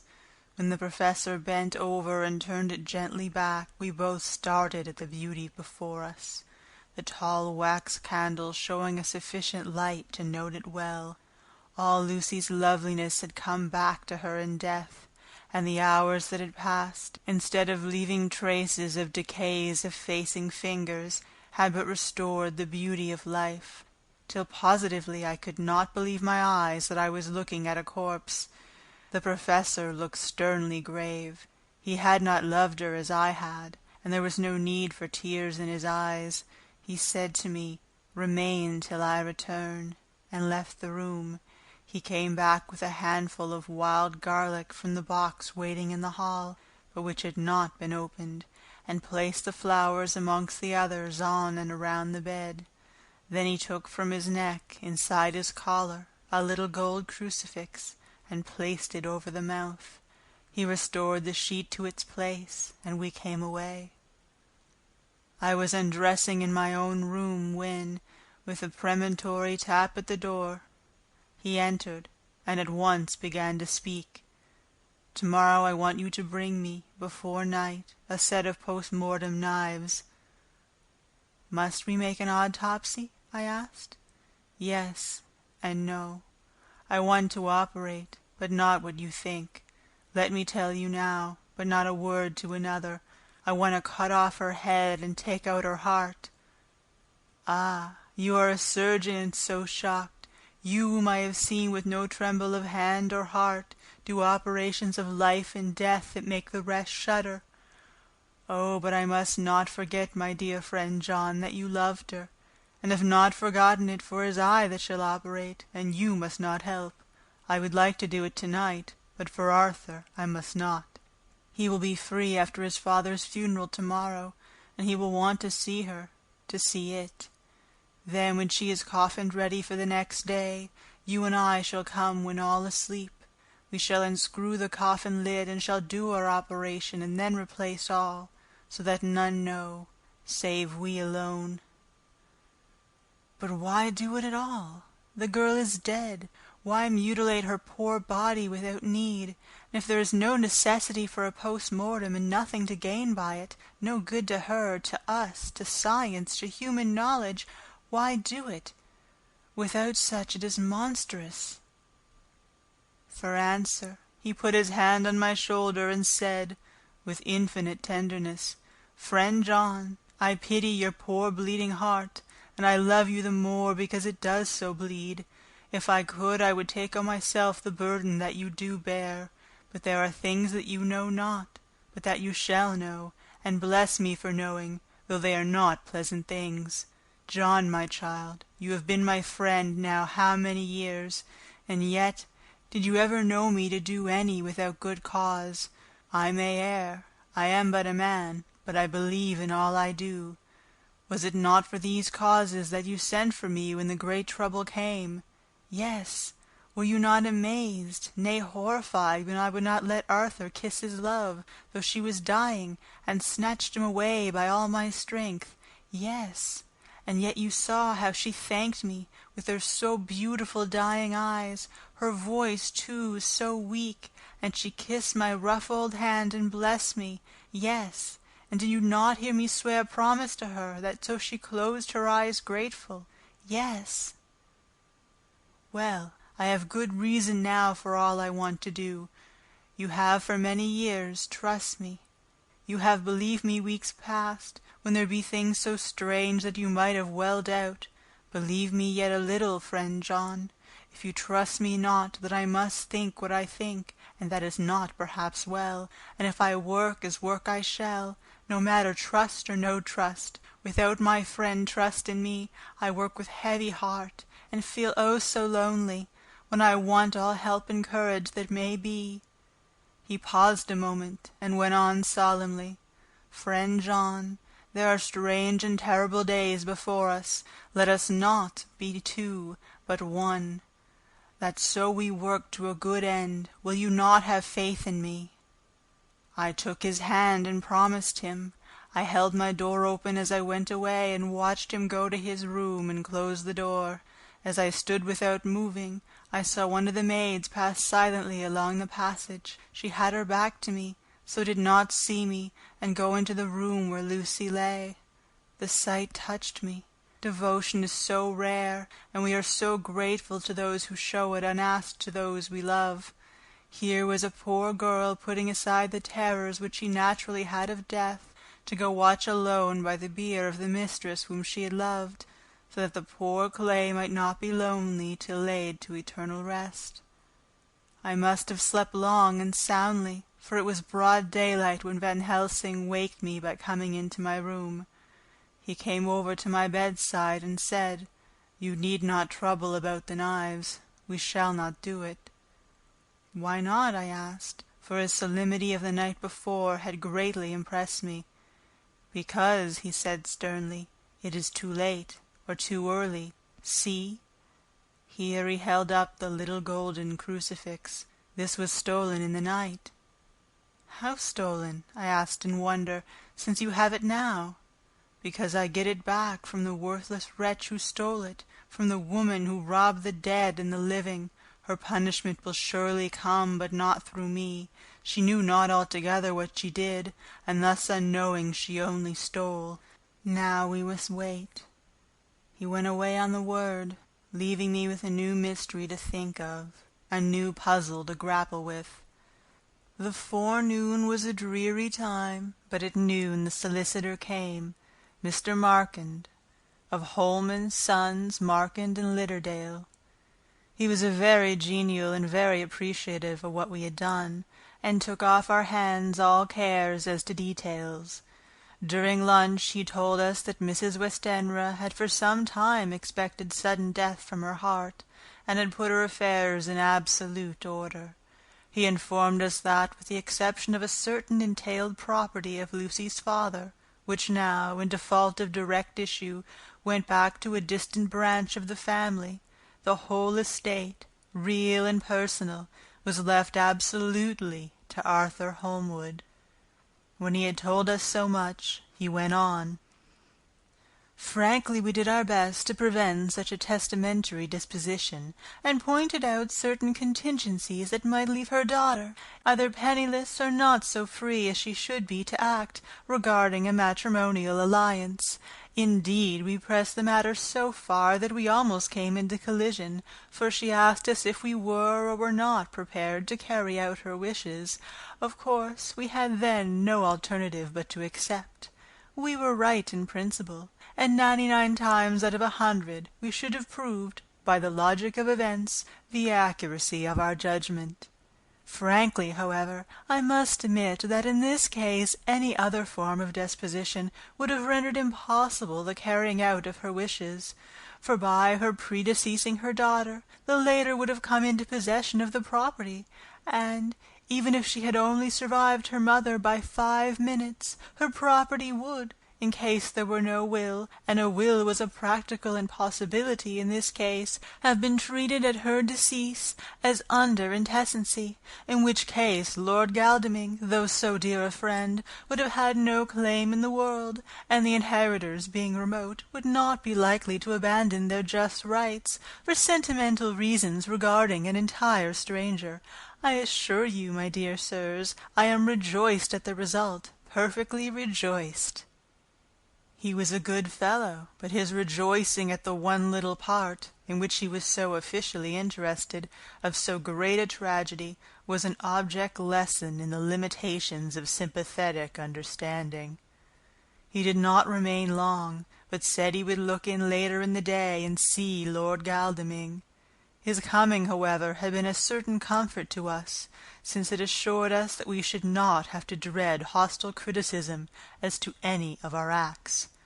Arthur was expected to arrive at 5 o'clock, so a little before that time we visited the great chamber. It was so in very truth, for now both mother and daughter lay in it. The undertaker, true to his craft, had made the best display he could of his goods, and there was a mortuary air about the place that lowered our spirits at once. Van Helsing ordered the former arrangement to be adhered to, explaining that, as Lord Godalming was coming very soon, it would be less harrowing to his feelings to see all that was left of his fiancée quite alone. The undertaker seemed shocked at his own stupidity, and exerted himself to restore things to the condition in which we left them the night before, so that when Arthur came, such shocks to his feelings as we could avoid were saved. Poor fellow, he looked desperately sad and broken. Even his stalwart manhood seemed to have shrunk somewhat under the strain of his much-tried emotions. He had, I knew, been very genuinely and devotedly attached to his father, and to lose him, and at such a time, was a bitter blow to him. With me he was as warm as ever, and to Van Helsing he was sweetly courteous, but I could not help seeing that there was some constraint with him. The professor noticed it too, and mentioned me to bring him upstairs. I did so, and left him at the door of the room, so I felt he would like to be quite alone with her. But he took my arm and led me in, saying huskily, "You loved her too, old fellow. She told me all about it, and there was no friend had a closer place in her heart than you. I don't know how to thank you for all you have done for her. I can't think yet." Here he suddenly broke down, and threw his arms round my shoulders, and laid his head on my breast, crying, "Oh, Jack, Jack, what shall I do? The whole of life seems gone from me all at once, and there is nothing in the wide world for me to live for." I comforted him as well as I could. In such cases men do not need much expression. A grip of the hand, the tightening of an arm over the shoulder, a sob in unison, are expressions of sympathy dear to a man's heart. I stood still and silent till his sobs died away, and then I said softly to him, "Come and look at her." Together we moved over to the bed, and I lifted the lawn from her face. God, how beautiful she was! Every hour seemed to be enhancing her loveliness. It frightened and amazed me somewhat. And as for Arthur, he fell to trembling, and finally was shaken with doubt as with an ague. At last, after a long pause, he said to me in a faint whisper, "Jack, is she really dead?" I assured him sadly that it was so, and went on to suggest, for I felt that such a horrible doubt should not have life for a moment longer than I could help, that it often happened that after death faces become softened and even resolved into their youthful beauty, that this was especially so when death had been preceded by any acute or prolonged suffering. I seemed to quite do away with any doubt, and after kneeling beside the couch for a while and looking at her lovingly and long, he turned aside. I told him that this must be good-bye, as the coffin had to be prepared, so he went back and took her dead hand in his and kissed it, and bent over and kissed her forehead. He came away, fondly looking back over his shoulder at her as he came. I left him in the drawing-room, and told Van Helsing that he had said good-bye, so the later went to the kitchen to tell the undertaker's men to proceed with the preparations and to screw up the coffin. When he came out of the room again, I told him of Arthur's question, and he replied, "I am not surprised. Just now I doubted for a moment myself." We all dined together, and I could see that poor Art was trying to make the best of things. Van Helsing had been silent all dinner-time, but when we had lit our cigars, he said, "Lord—" But Arthur interrupted him. "No, no, not that, for God's sake, not yet at any rate. Forgive me, sir. I did not mean to speak offensively. It is only because my loss is so recent." The professor answered very sweetly, "I only used that name because I was in doubt. I must not call you Mr., and I have grown to love you. Yes, my dear boy, to love you as Arthur." Arthur held out his hand and took the old man's warmly. "Call me what you will," he said. "I hope I may always have the title of a friend, and let me say that I am at a loss for words to thank you for your goodness to my poor dear." He paused a moment and went on. "I know that she understood your goodness even better than I do, and if I was rude or in any way wanting at the time you acted so, you remember—" The professor nodded. "You must forgive me." He answered with a grave kindness, "I know it was hard for you to quite trust me then, for to trust such violence needs to understand, and I take it that you do not, that you cannot, trust me now, for you do not yet understand, and there may be more times when I shall want you to trust when you cannot, and may not, and must not yet understand. But the time will come when your trust shall be whole and complete in me, and when you shall understand as though the sunlight himself shone through. Then you shall bless me from the first to last for your own sake, and for the sake of others, and for her dear sake to whom I swore to protect." "And indeed, sir," said Arthur warmly, "I shall in all ways trust you. I know and believe you have a very noble heart, and you are Jack's friend, and you were hers. You shall do what you like." The professor cleared his throat a couple of times, as though about to speak, and finally said, "May I ask you something now?" "Certainly." "You know that Mrs. Westenra left you all her property?" "No, poor dear, I never thought of it." and as it is all yours, you have a right to deal with it as you will. I want you to give me the permission to read all Mrs. Lucy's papers and letters. Believe me, it is no idle curiosity. I have a motive of which, be sure, she would have approved. I have them all here. I took them before we knew that all was yours, so that no strange hand might touch them, no strange eye look through words into her soul. I shall keep them, if I may. Even you may not see them yet, but I shall keep you safe. No word shall be lost, and in good time I shall give them back to you. It is not a hard thing that I ask, but you will do it, will you not, for Lucy's sake?" Arthur spoke out heartily, like his old self. "Dr. Van Helsing, you may do what you will. I feel that in saying this I am doing what my dear one would have approved. I shall not trouble you with questions till the time comes." The old professor stood up as he said solemnly, "And you are right.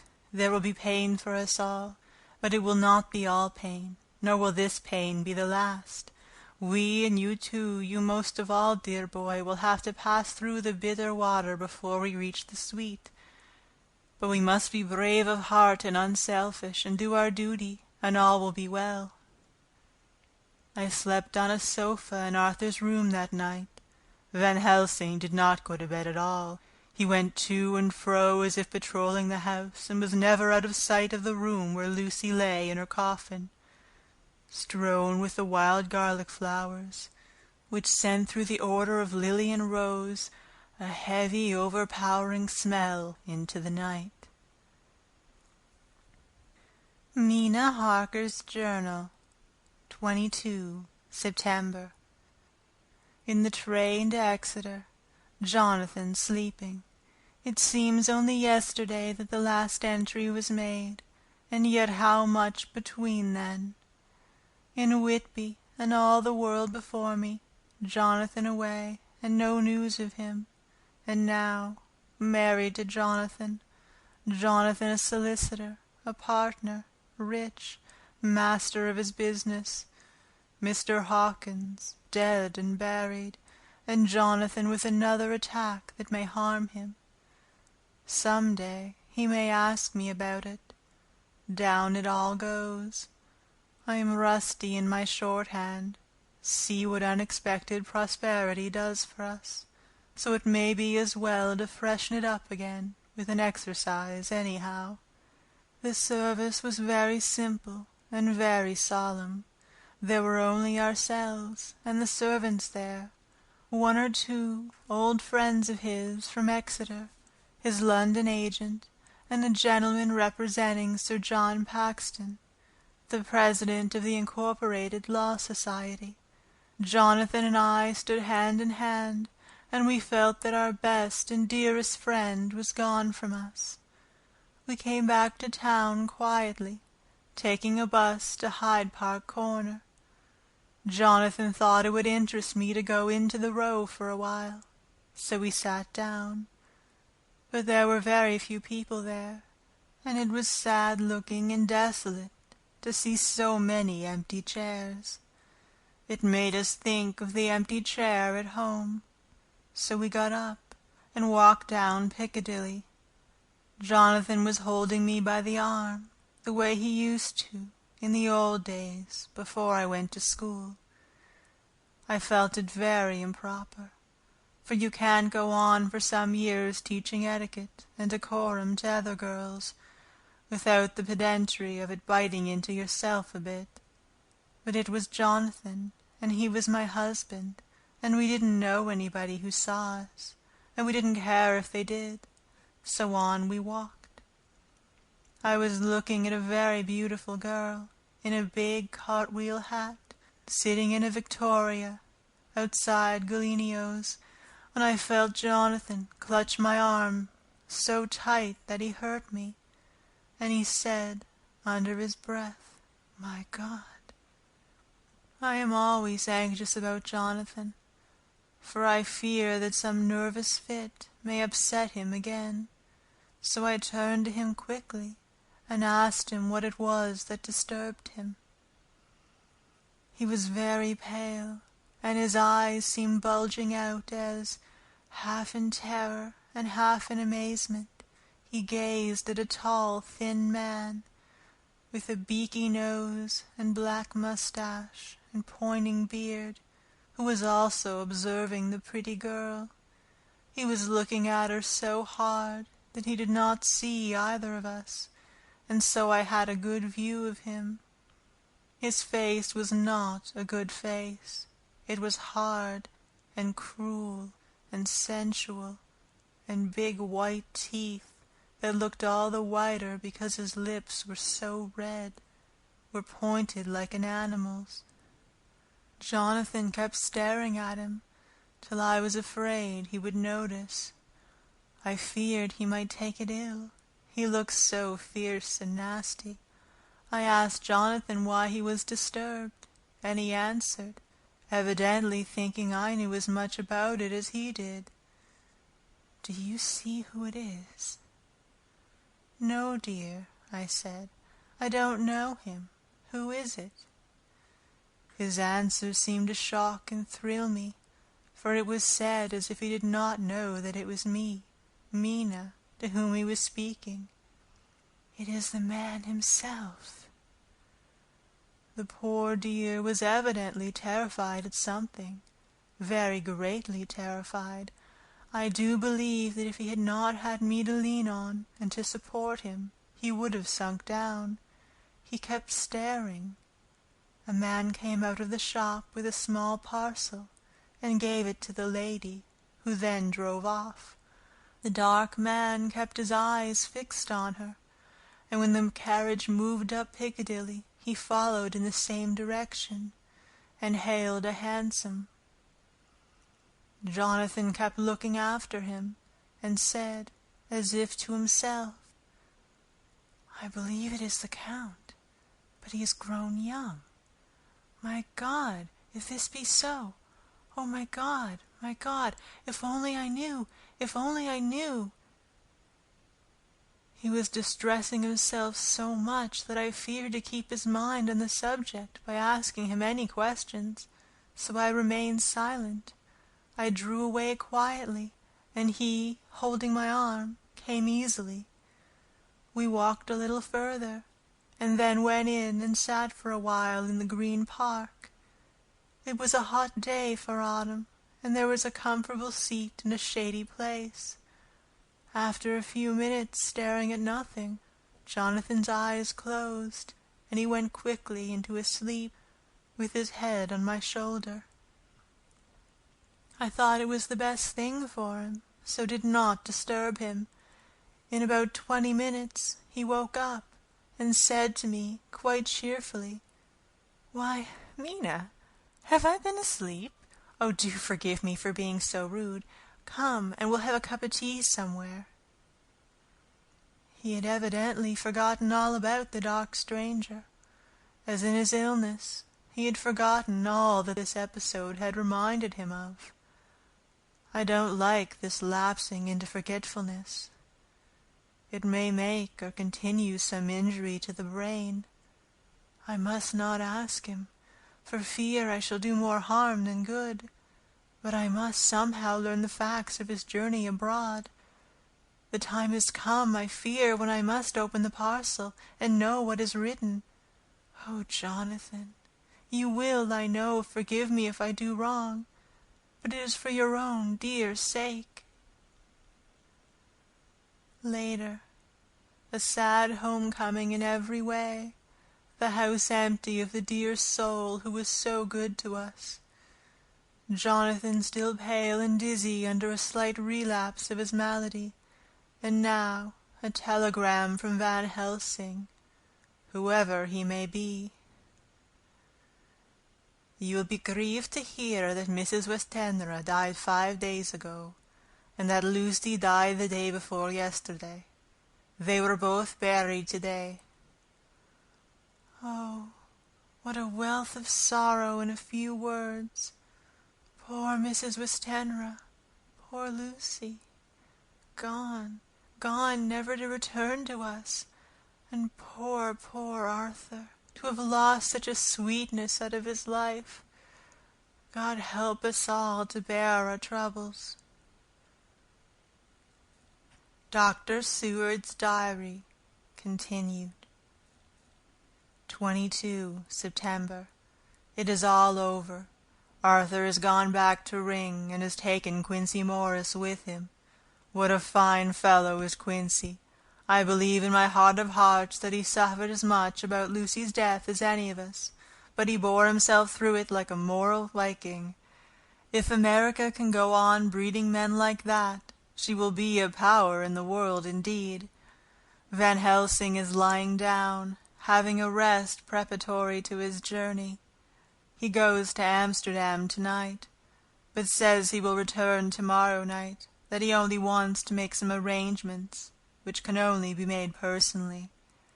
He is to stop with me then, if he can. He says he has work to do in London which may take him some time. Poor old fellow!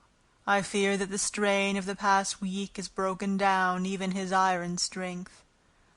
All the time of the burial he was, I could see, putting some terrible restraint on himself.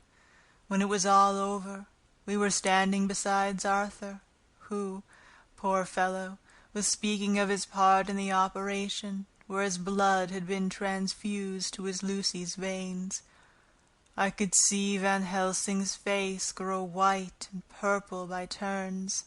Arthur was saying he felt since then as if they two had been really married, and that she was his wife in the sight of God. None of us said a word of the other two operations, and none of us ever shall. Arthur and Quincey went away together to the station, and Van Helsing and I came on here. The moment we were alone in the carriage, he gave way to a regular fit of hysterics. He has denied to me since that it was hysterics, and insisted that it was only a sense of humor asserting itself under very terrible conditions. He laughed till he cried, and I had to draw down the blinds, lest anyone should see us and misjudge. And then he cried, till he laughed again, and laughed and cried together, just as a woman does. I tried to be stern with him, as one is to a woman under the circumstances, but it had no effect. Men and women are so different in manifestations of nervous strength or weakness. Then, when his face grew grave and stern again, I asked him why his mirth, and why at such a time. His reply was in a way characteristic of him, for it was logical and forceful and mysterious. He said, "Ah, you don't comprehend, friend John. Do not think that I am not sad though I laugh. See, I have cried even when the laugh did choke me. But no more think that I am sorry when I cry, for the laugh he come just the same. Keep it always with you, that laughter who knock at your door and say, 'May I come in?' It is not true laughter. No, he is a king, and he come when and how he like. He ask no person, he choose no time of suitability. He say, 'I am here.' Behold an example I grieve my heart out, for that so young sweet girl. I give my blood for her, though I am old and worn. I give my time, my skill, my sleep. I let my other sufferers want, that she may have it all. And yet I can laugh at her very grave, laugh when the clay from the spade of the sexton drop upon her coffin, and say thud, thud, to my heart, till it send back the blood from my cheek. My heart bleed for that poor boy, that dear boy. So of an age of mine own boy, had I been so blessed that he live, and with his hair and eyes the same. There, you know now why I love him so. And yet when he say things that touch my husband heart to the quick, and make my father heart yearn to him as to no other man, not even you, friend John, for we are more level in experiences than father and son. Yet even at such a moment, King Laugh he come to me, and shout and bellow in my ear, 'Here I am,' till the blood come dance back, and bring some of the sunshine that he carry with him to my cheek. Oh, friend John, It is a strange world, a sad world, a world full of miseries and woes and troubles. And yet when King Laugh come, he make them all dance to the tune he play. Bleeding hearts and dry bones of the churchyard, and tears that burn as they fall, all dance together to the music that he make with his smileless mouth of him. And believe me, friend John, that he is good to come, and kind. Ah, we men and women are like ropes drawn tight with strain that pull us different ways. Then tears come, and like the rain on the ropes they brace us up, until perhaps the strain become too great, and we break. But King Laugh he come like the sunshine, and he ease off the strain again, and we bear to go on with our labor, what it may be. I did not like to wound him by pretending not to see his idea, but as I did not yet understand the cause of his laughter, I asked him. As he answered me, his face grew stern, and he said in quite a different tone, "Oh, it was the grim irony of it all, this so lovely lady, garlanded with flowers, that looked so fair as life, till one by one we wondered if she were truly dead. She laid in that so fine marble house, in that lonely churchyard, where rest so many of her kin, laid there with the mother who loved her, and whom she loved, and that sacred bell going toll, toll, toll, so sad and slow, and those holy men, with the white garments of the angel, pretending to read books, and yet all the time their eyes never on the page, and all of us with the bowed head. And for what? She is dead, so, is it not?" "Well, for the life of me, Professor," I said, "I can't see anything to laugh at in all that. Why, your expression makes it a harder puzzle than before. But even if the burial service was comic, what about poor Art and his trouble? Why, his heart was simply breaking." "Just so. Said he not that the transfusion of his blood to her veins had made her truly his bride?" "Yes, and it was a sweet and comforting idea for him." "Quite so. But there was a difficulty, friend John. If so that, then what about the others? Ho, ho. Then this so sweet maid is a polyandrist, and me, with my poor wife dead to me, but alive by church's law, though no wits, all gone, even I, who am faithful husband to his now no wife, am bigamist." "I don't see where the joke comes in there, either," I said, and I did not feel particularly pleased with him for saying such things. He laid his hand on my arm and said, "Friend John, forgive me if I pain. I showed not my feelings to others when it would wound, but only to you, my old friend, whom I can trust. If you could have looked into my heart, then when I want to laugh, if you could have done so when the laugh arrived, if you could do so now, when King Laugh have packed up his crown and all that is to him, for he go far, far from me, and for a long, long time, maybe you would, perhaps, pity me the most of all."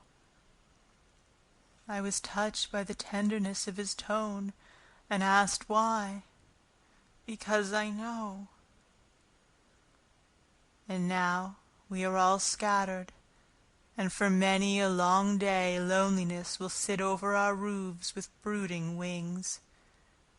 Lucy lies in the tomb of her kin, a lordly death-house in a lonely churchyard, away from teeming London, where the air is fresh, and the sun rises over Hampstead Hill, and where wildflowers grow of their own accord. So I can finish this diary, and God only knows if I shall ever begin another. If I do, or if I even open this again, it will be to deal with different people and different themes, for here at the end, where the romance of my life is told, ere I go back to take up the thread of my life work, I say sadly and without hope, Fini. The Westminster Gazette, 25 September. A Hampstead Mystery. The neighborhood of Hampstead is just at present exercised with a series of events which seem to run on lines parallel to those of what was known to the writers of headlines as "The Kensington Horror," or "The Stabbing Woman," or "The Woman in Black." During the past 2 or 3 days several cases have occurred of young children straying from home, or neglecting to return from their playing on the heath. In all these cases the children were too young to give any properly intelligible account of themselves, but the consensus of their excuses is that they had been with a bloofer lady. It has always been late in the evening when they have been missed, and on 2 occasions the children had not been found until early in the following morning. It is generally supposed in the neighborhood that, as the first child missed gave his reason for being away that a bloofer lady had asked him to come for a walk, the others had picked up the phrase and used it as occasion served. This is the more natural as the favorite game of the little ones at present is luring each other away by wiles. A correspondent writes us that to see some of the tiny tots pretending to be the bloofer lady is supremely funny. Some of our characterists might, he says, take a lesson in the irony of grotesque by comparing the reality and the picture. It is only in accordance with general principles of human nature that the bloofer lady should be the popular role at these al fresco performances. Our correspondent naively says that even Ellen Terry could not be so winningly attractive as some of these grubby-faced little children pretend, and even imagine themselves to be. There is, however, possibly a serious side to the question, for some of the children, indeed all who have been missed at night, have been slightly torn or wounded in the throat. The wounds seem such as might be made by a rat or a small dog, and although of not much importance individually, would tend to show that whatever animal inflicts them has a system or method of its own. The police of the division have been instructed to keep a sharp lookout for straying children, especially when very young, in and around Hampstead Heath, and for any stray dog which may be about. The Westminster Gazette, 25 September. Extra Special. The Hampstead Horror. Another child injured. The bloofer lady. We have just received intelligence that another child missed last night was only discovered late in the morning under a furze bush at the Shooter's Hill side of Hampstead Heath, which is perhaps less frequented than the other parts. It has the same tiny wound in the throat as has been noticed in other cases. It was terribly weak, and looked quite emaciated. It too, when partially restored, had the common story to tell of being lured away by the bloofer lady. End of chapter 13. Dracula by Bram Stoker. Chapter 14. Mina Harker's Journal. 23 September. Jonathan is better after a bad night. I am so glad that he has plenty of work to do, for that keeps his mind off the terrible things, and oh, I am rejoiced that he is not now weighed down with the responsibility of his new position. I knew he would be true to himself, and now how proud I am to see my Jonathan rising to the height of his advancement, and keeping pace in all ways with the duties that come upon him. He will be away all day till late, for he said he could not lunch at home. My household work is done, so I shall take his foreign journal and lock myself up in my room and read it. 24 September. I hadn't the heart to write last night. That terrible record of Jonathan's upset me so. Poor dear. How he must have suffered, whether it be true or only imagination. I wonder if there is any truth in it at all. Did he get his brain fever and then write all those terrible things, or had he some cause for it all? I suppose I shall never know, for I dare not open the subject to him. And yet, that man we saw yesterday, he seemed quite certain of him. Poor fellow! I suppose it was a funeral upset him and sent his mind back on some train of thought. He believes it all himself. I remember how on our wedding day he said, "Unless some solemn duty come upon me to go back to the bitter hours, asleep or awake, mad or sane." There seems to be through it all some thread of continuity. That fearful Count was coming to London. If it should be, and he came to London, with its teeming millions, there may be a solemn duty, and if it come, we must not shrink from it. I shall be prepared. I shall get my typewriter this very hour and begin transcribing. Then we shall be ready for other eyes, if required. And if it be wanted then, perhaps, if I am ready, poor Jonathan may not be upset, for I can speak for him, and never let him be troubled or worried with it at all.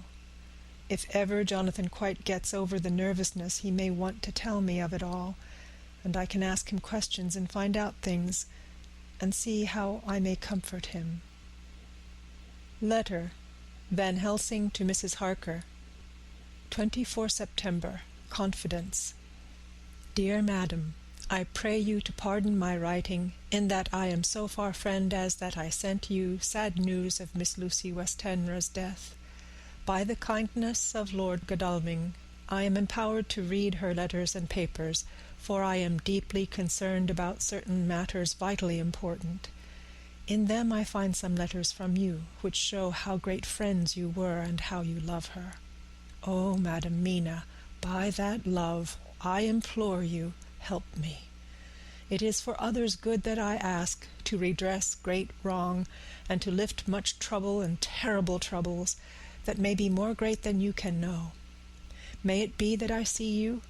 You can trust me. I am friend of Dr. John Seward, and of Lord Godalming, that was Arthur of Miss Lucy. I must keep it private for the present from all. I should come to Exeter to see you at once, if you tell me I am privileged to come, and where and when. I implore your pardon, madam. I have read your letters to poor Lucy, and know how good you are, and how your husband suffer. So I pray you, if it may be, enlighten him not, lest it may harm. Again your pardon, and forgive me. Van Helsing. Telegram Mrs. Harker to Van Helsing, 25 September. Come today by 10:15 train, if you can catch it. Can see you any time you call. Wilhelmina Harker. Mina Harker's Journal, 25 September. I cannot help feeling terribly excited as the time draws near for the visit of Dr. Van Helsing, for somehow I expect that it will throw some light upon Jonathan's sad experience, and as he attended poor dear Lucy in her last illness, he can tell me all about her. That is the reason of his coming. It is concerning Lucy and her sleepwalking, and not about Jonathan. Then I shall never know the real truth now. How silly I am! That awful journal gets hold of my imagination and tinges everything with something of its own color. Of course it is about Lucy. That habit came back to the poor dear, and that awful night on the cliff must have made her ill. I had almost forgotten in my own affairs how ill she was afterwards. She must have told him of her sleepwalking adventure on the cliff, and that I knew all about it, and now he wants me to tell him what I know, so that he may understand. I hope I did right in not saying anything of it to Mrs. Westenra. I should never forgive myself if any act of mine, were it even a negative one, brought harm on poor dear Lucy. I hope, too, Dr. Van Helsing will not blame me. I have had so much trouble and anxiety of late that I feel I cannot bear more just at present. I suppose a cry does us all good at times, clears the air, as other rain does. Perhaps it was reading the journal yesterday that upset me, and then Jonathan went away this morning to stay away from me a whole day and night, the first time we have been parted since our marriage. I do hope the dear fellow will take care of himself, and that nothing will occur to upset him. It is 2:00, and the doctor will be here soon now. I shall say nothing of Jonathan's journal, unless he asks me. I am so glad I have typewritten out my own journal, so that in case he asks about Lucy I can hand it to him. It will save much questioning. Later. He has come and gone. Oh, what a strange meeting, and how it all makes my head whirl round. I feel like one in a dream. Can it be all possible, or even a part of it? If I had not read Jonathan's journal first, I should never have accepted even a possibility. Poor, poor, dear Jonathan. How he must have suffered. Please the good God, all this may not upset him again. I shall try to save him from it. But it may be even a consolation and a help to him, terrible though it be, and awful in its consequences, to know for certain that his eyes and ears and brain did not deceive him, and that it is all true.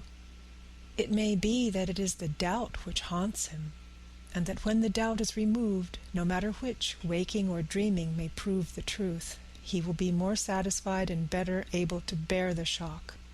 Dr. Van Helsing must be a good man as well as a clever one if he is Arthur's friend and Dr. Seward's, and if they brought him all the way from Holland to look after Lucy. I feel from having seen him that he is good and kind and of a noble nature. When he comes tomorrow, I shall ask him about Jonathan, and then, please God, all this sorrow and anxiety may lead to a good end. I used to think I would like to practice interviewing. Jonathan's friend on the Exeter News told him that memory is everything in such work, that you must be able to put down exactly almost every word spoken, even if you had to refine some of it afterwards. Here was a rare interview. I shall try to record it verbatim. It was 2:30 when the knock came. I took my courage à deux mains and waited. In a few minutes Mary opened the door and announced, "Dr. Van Helsing." I rose and bowed, and he came towards me, a man of medium weight, strongly built, with his shoulders set back over a broad, deep chest and a neck well balanced on the trunk, as the head is on the neck. The poise of the head strikes me at once as indicative of thought and power. The head is noble, well-sized, broad, and large behind the ears. The face, clean-shaven, shows a hard, square chin, a large, resolute, mobile mouth, a good-sized nose, rather straight, but with quick, sensitive nostrils that seem to broaden as the big, bushy brows come down and the mouth tightens. The forehead is broad and fine, rising at first almost straight and then sloping back over two bumps or ridges wide apart. Such a forehead that the reddish hair cannot possibly tumble over it, but falls naturally back and to the sides. Big dark blue eyes were set widely apart and are quick and tender or stern with the man's moods. He said to me, "Mrs. Harker, is it not?" I bowed assent. "That was Miss Mina Murray?" Again I assented. "It is Mina Murray that I came to see, that was friend of that poor dear child Lucy Westenra. Madam Mina, it is on account of the dead that I come." "Sir," I said, "you could have no better claim on me than that you were a friend and helper of Lucy Westenra." And I held out my hand. He took it and said tenderly, "Oh, Madam Mina, I knew that the friend of that poor little girl must be good, but I had yet to learn." He finished his speech with a courtly bow. I asked him what it was that he wanted to see me about, so he at once began. "I have read your letters to Miss Lucy. Forgive me, but I had to begin to inquire somewhere, and there was none to ask. I know that you were with her at Whitby. She sometimes kept a diary. You need not look surprised, Madam Mina. It was begun after you had left, and was an imitation of you, and in that diary she traces by inference certain things to a sleepwalking in which she puts down that you saved her.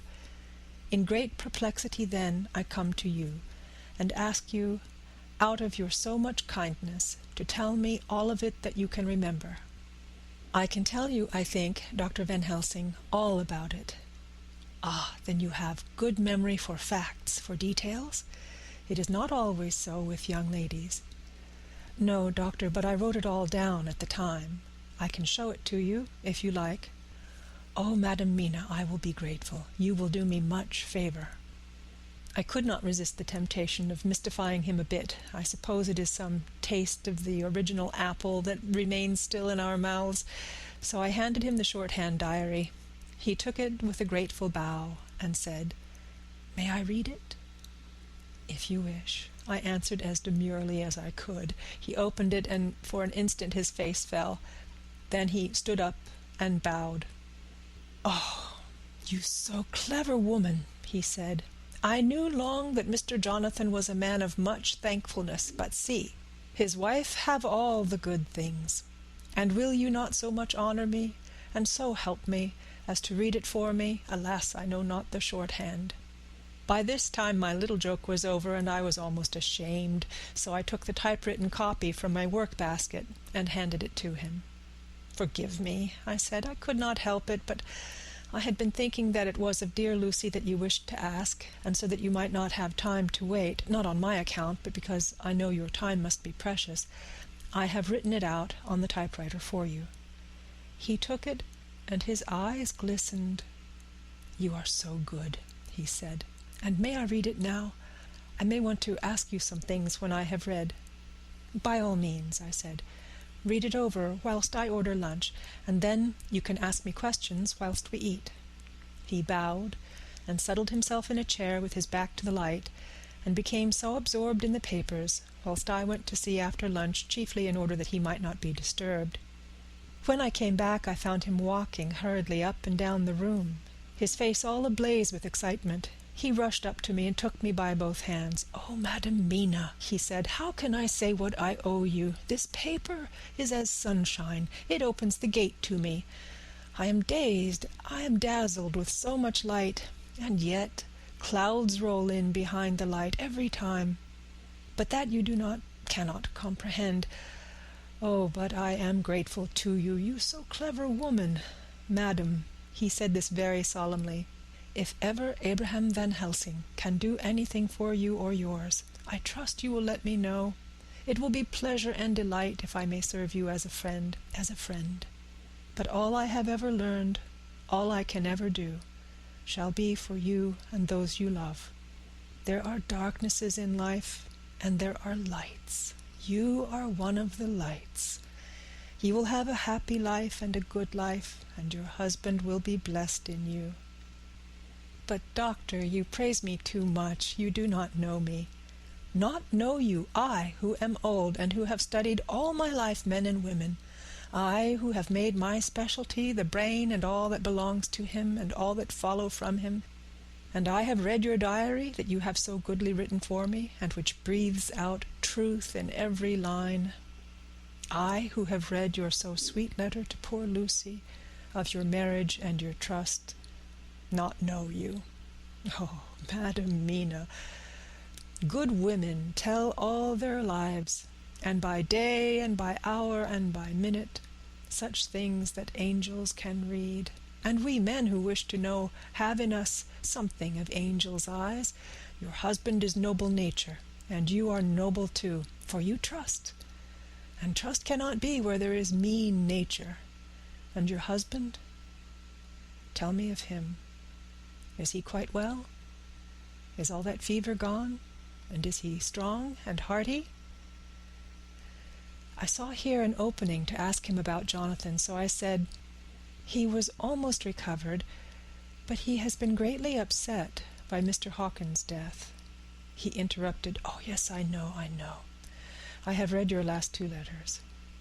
I went on, "I suppose this upset him, for when we were in town on Thursday last, he had a sort of shock." "A shock? And after brain fever so soon? That is not good. What kind of shock was it?" "He thought he saw someone who recalled something terrible, something which led to his brain fever. And here the whole thing seemed to overwhelm me in a rush. The pity for Jonathan, the horror which he experienced, the whole fearful mystery of his diary, and the fear that has been brooding over me ever since, all came in a tumult. I suppose I was hysterical, for I threw myself on my knees and held up my hands to him and implored him to make my husband well again. He took my hands and raised me up and made me sit on the sofa and sat by me. He held my hand in his and said to me with, such infinite sweetness, "My life is a barren and lonely one, so full of work that I have not had much time for friendships. But since I have been summoned to here by my friend John Seward, I have known so many good people and seen such nobility that I feel more than ever, and it has grown with my advancing years, the loneliness of my life. Believe me, then, that I come here full of respect for you, and you have given me hope, not in what I am seeking of, but that there are good women still left to make life happy, good women whose lives and whose truths may make good lesson for the children that are to be. I am glad that I may be of some use to you. For if your husband suffer, he suffer within the range of my study and experience. I promise you that I will gladly do all for him that I can, all to make his life strong and manly, and your life a happy one. Now you must eat. You are overwrought and perhaps over-anxious. Husband Jonathan would not like to see you so pale, and what he like not where he love is not to his good. Therefore, for his sake, you must eat and smile. You have told me about Lucy, and so now we shall not speak of it, lest it distress. I shall stay in Exeter tonight, for I want to think much over what you have told me, and when I have thought, I will ask you questions, if I may. And then, too, you will tell me of husband Jonathan's trouble, so far as you can, but not yet. You must eat now. Afterwards you shall tell me all." After lunch, when we went back to the drawing-room, he said to me, "And now tell me all about him." When it came to speaking to this great learned man, I began to fear that he would think me a weak fool, and Jonathan a madman. That journal is all so strange, and I hesitated to go on, but he was so sweet and kind, and he had promised to help, and I trusted him. So I said, "Dr. Van Helsing, what I have to tell you is so queer that you must not laugh at me or at my husband. I have been since yesterday in a sort of fever of doubt. You must be kind to me, and not think me foolish that I have even half believed some very strange things." He reassured me by his manner as well as his words when he said, "Oh, my dear, if you only know how strange is the matter regarding which I am here, it is you who would laugh. I have learned not to think little of anyone's belief, no matter how strange it may be. I have tried to keep an open mind, and it is not the ordinary things of life that could close it, but the strange things, the extraordinary things, the things that make one doubt if they be mad or sane." Thank you 1,000 times. You have taken a weight off my mind. If you will let me, I shall give you a paper to read. It is long, but I have typewritten it out. It will tell you my trouble and Jonathan's. It is the copy of his journal when abroad, and all that happened. I dare not say anything of it. You will read it for yourself and judge, and then when I see you, perhaps you will be very kind and tell me what you think. "I promise," he said, as I gave him the papers. "I shall in the morning, as soon as I can, come to see you and your husband, if I may. Jonathan will be here at 11:30, and you must come to lunch with us and see him then. You could catch the quick 3:34 train, which will leave you at Paddington before 8. He was surprised at my knowledge of the trains offhand, but he does not know that I have made up all the trains to and from Exeter, so that I may help Jonathan in case he is in a hurry. So he took the papers with him and went away, and I sit here thinking, I don't know what. Letter by hand, Van Helsing to Mrs. Harker. 25 September, 6 o'clock. Dear Madam Mina, I have read your husband's so wonderful diary. You may sleep without doubt. Strange and terrible as it is true. I will pledge my life on it. It may be worse for others, but for him and you there is no dread. He is a noble fellow, and let me tell you from experience of men, that one who would do as he did in going down that wall and to that room, aye, and going a second time, is not one to be injured in permanence by a shock. His brain and his heart are all right, this I swear, before I have even seen him, so be at rest. I shall have much to ask him of other things. I am blessed that today I come to see you, for I have learned all at once so much that again I am dazzled more than ever, and I must think. Yours the most faithful, Abraham Van Helsing. Letter, Mrs. Harker to Van Helsing, 25 September, 6:30 p.m. My dear Dr. Van Helsing, 1,000 thanks for your kind letter, which has taken a great weight off my mind. And yet, if it be true, what terrible things there are in the world, and what an awful thing if that man, that monster, be really in London. I fear to think. I have this moment, whilst writing, had a letter from Jonathan, saying that he leaves by the 6:25 tonight from Launceston, and will be here at 10:18, so that I shall have no fear tonight. Will you, therefore, instead of lunching with us, please come to breakfast at 8 o'clock, if this be not too early for you. You can get away, if you are in a hurry, by the 10:30 train, which will bring you to Paddington by 2:35. Do not answer this, as I shall take it that, if I do not hear, you will come to breakfast. Believe me, your faithful and grateful friend, Mina Harker. Jonathan Harker's Journal, 26 September. I thought never to write in this diary again, but the time has come. When I got home last night, Mina had supper ready, and when we had supped, she told me of Van Helsing's visit, and of her having given him the 2 diaries copied out, and of how anxious she has been about me. She showed me in the doctor's letter that all I wrote down was true. It seems to have made a new man of me. It was the doubt as to the reality of the whole thing that knocked me over. I felt impotent and in the dark and distrustful. But now that I know, I am not afraid, even of the Count. He has succeeded, after all, then, in his design in getting to London, and it was he I saw. He has got younger, and how? Van Helsing is the man to unmask him and hunt him out, if he is anything like what Mina says. We sat late and talked it over. Mina is dressing, and I shall call at the hotel in a few minutes and bring him over. He was, I think, surprised to see me. When I came into the room where he was and introduced myself, he took me by the shoulder and turned my face round to the light and said, after a sharp scrutiny, "But Madam Mina told me you were ill, that you had had a shock." It was so funny to hear my wife called Madam Mina by this kindly, strong-faced old man.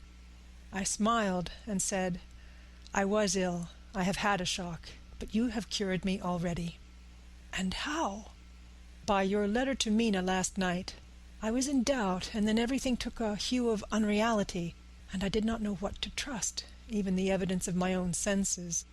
Not knowing what to trust, I did not know what to do, and so had only to keep on working in what had hitherto been the groove of my life.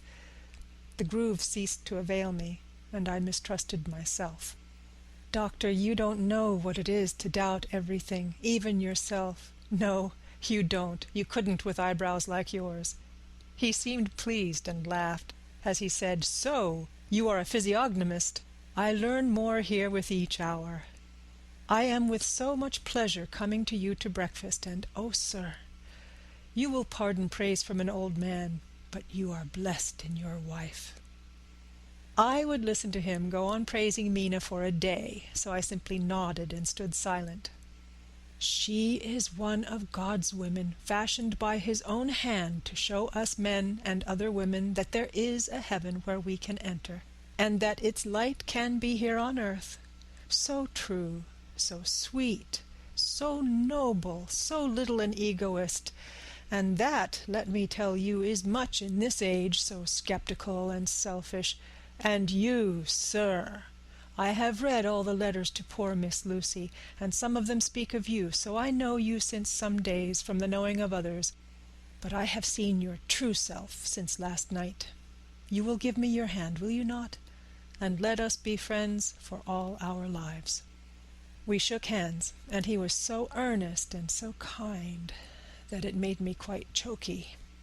"And now," he said, "may I ask you for some more help? I have a great task to do, and at the beginning it is to know. You can help me here. Can you tell me what went before your going to Transylvania? Later on I may ask for more help, and of a different kind, but at first this will do." "Look here, sir," I said, "does what you have to do concern the Count?" "It does," he said solemnly. "Then I am with you heart and soul. As you go by the 10:30 train, you will not have time to read them, but I shall get the bundle of papers. You can take them with you and read them in the train." After breakfast I saw him to the station. When we were parting, he said, "Perhaps you will come to town if I send for you, and take Madam Mina too." "We shall both come, when you will," I said. I had got him the morning papers and the London papers of the previous night, and while we were talking at the carriage window, waiting for the train to start, he was turning them over. His eyes suddenly seemed to catch something in one of them, the Westminster Gazette, I knew by the colour, and he grew quite white. He read something intently, groaning to himself, mein Gott, so soon, so soon." I do not think he remembered me at the moment. Just then the whistle blew and the train moved off. This recalled him to himself, and he leaned out of the window and waved his hand, calling out, "Love to Madam Mina. I shall write so soon as ever I can." Dr. Seward's Diary, 26 September. Truly there is no such thing as finality. Not a week since I said fini, and yet here I am starting fresh again, or rather going on with the record. Until this afternoon I had no cause to think of what is done. Renfield had become, to all intents, as sane as he ever was. He was already well ahead with his fly business, and he had just started in the spider line also, so he had not been of any trouble to me. I had a letter from Arthur, written on Sunday, and from it I gather that he is bearing up wonderfully well. Quincey Morris is with him, and that is of much help, for he himself is a bubbling well of good spirits. Quincey wrote me a line too, and from him I hear that Arthur is beginning to recover something of his old buoyancy. So as to them, all my mind is at rest. As for myself, I was settling down to my work with the enthusiasm which I used to have for it, so that I might fairly have said that the wound which poor Lucy left on me was becoming cicatrized. Everything is, however, now reopened, and what is to be the end, God only knows.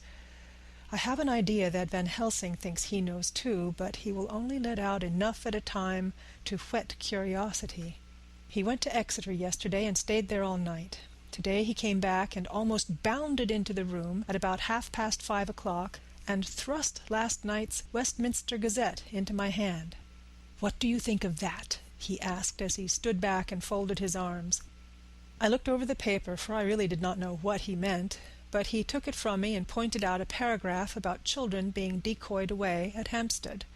It did not convey much to me until I reached a passage where it described small puncture wounds on their throats. An idea struck me, and I looked up. "Well," he said. "It's like poor Lucy's." "And what do you make of it?"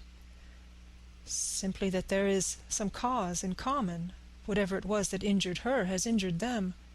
I did not quite understand his answer. "That is true indirectly, but not directly." "How do you mean, Professor?" I asked. I was a little inclined to take his seriousness lightly, for, after all, 4 days of rest and freedom from burning, harrowing anxiety does help to restore one's spirits. But when I saw his face, it sobered me. Never, even in the midst of our despair about poor Lucy, had he looked more stern. "Tell me," I said. "I can hazard no opinion. I do not know what to think, and I have no data on which to found a conjecture." "Do you mean to tell me, friend John, that you have no suspicion as to what poor Lucy died of? Not, after all the hints given, not only by events, but by me?" "Of nervous prostration following a great loss or waste of blood." "And how was the blood lost or wasted?" I shook my head. He stepped over and sat down beside me, and went on, "You are a clever man, friend John. You reason well, and your wit is bold, but you are too prejudiced. You do not let your eyes see, nor your ears hear, and that which is outside your daily life is not of account to you. Do you not think that there are things which you cannot understand, and yet which are? That some people see things that others cannot? But these are things old and new, which must not be contemplated by men's eyes, because they know, or think they know, some things which other men have told them. Ah! It is the fault of our science that it wants to explain all, and if it explain not, then it says there is nothing to explain. But yet we see around us every day the growth of new beliefs, which think themselves new, and which are yet but the old, which pretend to be young, like the fine ladies at the opera. I suppose now you do not believe in corporeal transference? No? Nor in materialization? No? Nor in astral bodies? No? Nor in the reading of thought? No? Nor in hypnotism? Yes, I said. Charcot has proved that pretty well. He smiled as he went on. Then you are satisfied as to it, yes? And of course then you understand how it act, and how can follow the mind of the great Charcot, alas that he is no more, into the very soul of the patient that he influenced? No? Then, friend John, am I to take it that you simply accept fact? That you are satisfied to let from premise to conclusion be a blank? No? Tell me, for I am a student of the brain, how you accept hypnotism and reject the thought-reading. Let me tell you, my friend, that there are things done today in electrical science which would have been deemed unholy by the very man who discovered electricity, and who would themselves not so long before been burned as wizards. There are always mysteries in life. Why was it that Methuselah lived 900 years old, and old Parr 169, and yet that poor Lucy, with 4 men's blood in her poor veins, could not live even 1 day? For had she lived 1 more day, we could save her. Do you know all the mystery of life and death? Do you know the altogether of comparative anatomy, and can say wherefore the qualities of brutes are in some men and not in others?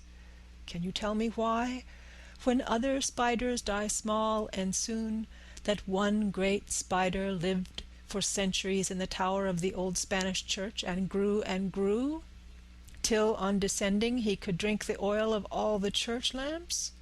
Can you tell me why in the Pampas, aye, and elsewhere, there are bats that come out at night and open the veins of cattle and horses and suck dry their veins? How in some islands of the western seas there are bats which hang on the trees all day, and those who have seen describe as like giant nuts or pods, and that when the sailors sleep on the deck, because that it is hot, flit down on them, and then in the morning are found dead men, white as even Miss Lucy was. Good God, Professor, I said, starting up, do you mean to tell me that Lucy was bitten by such a bat? And that such a thing is here in London in the 19th century? He waved his hand for silence and went on. Can you tell me why the tortoise lives more long than generations of men, why the elephant goes on till he sees dynasties, and why the parrot never die only of bite of cat or dog or other complaint? Can you tell me why men believe in all ages and places that there are men and women who cannot die? We all know, because science has vouched for the fact, that there have been toads shut up in rocks for thousands of years, shut in one so small hole that only hold him since the youth of the world. Can you tell me how the Indian fakir can make himself to die and have been buried, and his grave sealed, and corn sowed on it, and the corn reaped and be cut and sown and reaped and cut again, and then men come and take away the unbroken seal, and that there lie the Indian fakir, not dead, but that rise up and walk amongst them as before? Here I interrupted him. I was getting bewildered. He so crowded on my mind his list of nature's eccentricities and possible impossibilities that my imagination was getting fired. I had a dim idea that he was teaching me some lesson, as long ago he used to do in his study at Amsterdam.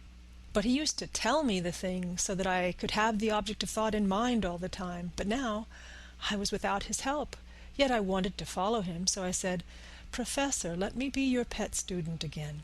Tell me the thesis, so that I may apply your knowledge as you go on. At present I am only going in my mind from point to point as a madman, and not a sane one, follows an idea. I feel like a novice lumbering through a bog in a mist, jumping from one tussock to another in the mere blind effort to move on, without knowing where I am going." "That is a good image," he said. "Well, I shall tell you. My thesis is this. I want you to believe." "To believe what?" "To believe in things that you cannot." Let me illustrate. I heard once of an American who so defined faith: "That faculty which enables us to believe things which we know to be untrue." For one, I follow that man. He meant that we shall have an open mind and not let a little bit of truth check the rush of the big truth, like a small rock does a railway truck. We get the small truth first, good. We keep him, and we value him. But all the same, we must not let him think himself all the truth in the universe. Then you want me not to let some previous conviction inure the receptivity of my mind with regard to some strange matter. Do I read your lesson aright? Ah, you are my favorite pupil still. It is worth to teach you. Now that you are willing to understand, you have taken the first step to understand. You think, then, that those so small holes in the children's throats were made by the same that made the holes in Miss Lucy? I suppose so. He stood up and said solemnly, "Then you are wrong. Oh, would it were so, but alas, no. It is worse, far, far worse."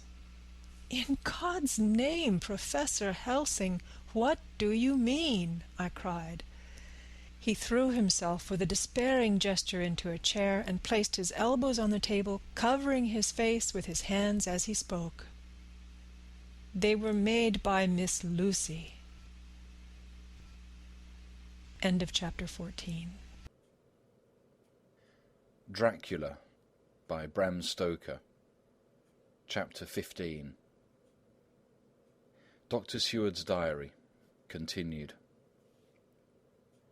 For a while sheer anger mastered me. It was as if he had, during her life, struck Lucy on the face. I smote the table hard and rose up as I said to him, "Dr. Van Helsing, are you mad?" He raised his head and looked at me, and somehow the tenderness of his face calmed me at once. "Would I were," he said. "Madness were easy to bear compared with truth like this.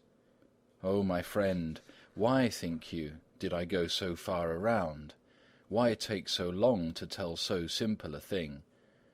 Was it because I hate you and have hated you all my life? Was it because I wished to give you pain? Was it that I wanted, now so late, revenge for that time when you saved my life, and from a fearful death? Ah, no." "Forgive me," I said. He went on, "My friend, it was because I wished to be gentle in the breaking to you, for I know you have loved that so sweet lady. But even yet I do not expect you to believe. It is so hard to accept at once any abstract truth that we may doubt such to be possible when we have always believed the no of it. It is more hard still to accept so sad a concrete truth, and of such a one as Miss Lucy. Tonight I go to prove it. Dare you come with me?" This staggered me. A man does not like to prove such a truth, Byron excepted from the category, jealousy, and prove the very truth he most abhorred. He saw my hesitation and spoke. The logic is simple, no madman's logic this time, jumping from tussock to tussock in a misty bog. If it not be true, then proof will be relief. At worst it will not harm. If it be true, ah, there is the dread. Yet every dread should help my cause, for in it is some need of belief. Come, I tell you what I propose. First, that we go off now and see that child in the hospital. Dr. Vincent, of the North Hospital, where the papers say the child is a friend of mine, and I think of yours, since you were in class at Amsterdam. He will let 2 scientists see his case, if he will not let 2 friends. We shall tell him nothing, but only that we wish to learn. And then... He took a key from his pocket and held it up. And then we spend the night, you and I, in the churchyard where Lucy lies. This is the key that locked the tomb. I had it from the coffin man to give to Arthur. My heart sank within me, for I felt that there was some fearful ordeal before us. I could do nothing, however, so I plucked up what heart I could and said that we had better hasten, as the afternoon was passing. We found the child awake. It had had a sleep and taken some food, and altogether was going on well. Dr. Vincent took the bandage from its throat and showed us the punctures. There was no mistaking the similarity to those which had been on Lucy's throat. They were smaller, and the edges looked fresher, that was all. We asked Vincent to what he attributed them, and he replied that it must have been a bite of some animal, perhaps a rat, but for his own part he was inclined to think it was one of the bats which are so numerous on the northern heights of London. Out of so many harmless ones, he said, there may be some wild specimen from the south of a more malignant species. Some sailor may have brought one home, and it managed to escape. Or even from the zoological gardens a young one may have got loose, or one be bred there from a vampire. These things do occur, you know. Only 10 days ago a wolf got out and was, I believe, traced up in this direction. For a week after, the children were playing nothing but Red Riding Hood on the heath, and in every alley in the place, until this Bloofer lady scare came along. Since then it has been quite a gala time with them. Even this poor little mite, when he woke up today, asked the nurse if he might go away. When she asked him why he wanted to go, he said he wanted to play with the Bloofer lady. "I hope," said Van Helsing, "that when you are sending the child home you will caution its parents to keep strict watch over it. These fancies to stray are most dangerous, and if the child were to remain out another night it would probably be fatal. But in any case I suppose you will not let it away for some days?" "Certainly not for a week at least, longer if the wound is not healed." Our visit to the hospital took more time than we had reckoned on, and the sun had dipped before we came out. When Van Helsing saw how dark it was, he said, "There is not hurry. It is more late than I thought. Come, let us seek somewhere that we may eat, and then we shall go on our way." We dined at Jack Straw's castle, along with a little crowd of bicyclists and others who were genially noisy. About 10 o'clock we started from the inn. It was then very dark, and the scattered lamps made the darkness greater when we were once outside their individual radius. The Professor had evidently noted the road we were to go, for he went on unhesitatingly, but as for me, I was in quite a mix-up as to locality. As we went further, we met fewer and fewer people, till at last we were somewhat surprised when we met even the patrol of horse police going their usual suburban round. At last we reached the wall of the churchyard, which we climbed over. With some little difficulty, for it was very dark, and the whole place seemed so strange to us, we found the Westenra tomb. The Professor took the key, opened the creaky door, and standing back, politely but quite unconsciously, motioned me to precede him. There was a delicious irony in the offer, in the courtliness of giving preference on such a ghastly occasion. My companion followed me quickly, and cautiously drew the door to, after carefully ascertaining that the lock was a falling and not a spring one. In the latter case we should have been in a bad plight. Then he fumbled in his bag, and took out a matchbox and a piece of candle, proceeded to make a light. The tomb in the daytime, and when wreathed with fresh flowers, had looked grim and gruesome enough, but now, some days afterwards, when the flowers hung lank and dead, their whites turning to rust and their greens to browns, when the spider and the beetle had resumed their accustomed dominance, when the time-discoloured stone and dust-encrusted mortar and rusty, dank iron and tarnished brass and clouded silver plating gave back the feeble glimmer of a candle, the effect was more miserable and sordid than could have been imagined. It conveyed irresistibly the idea that life, animal life, was not the only thing which could pass away.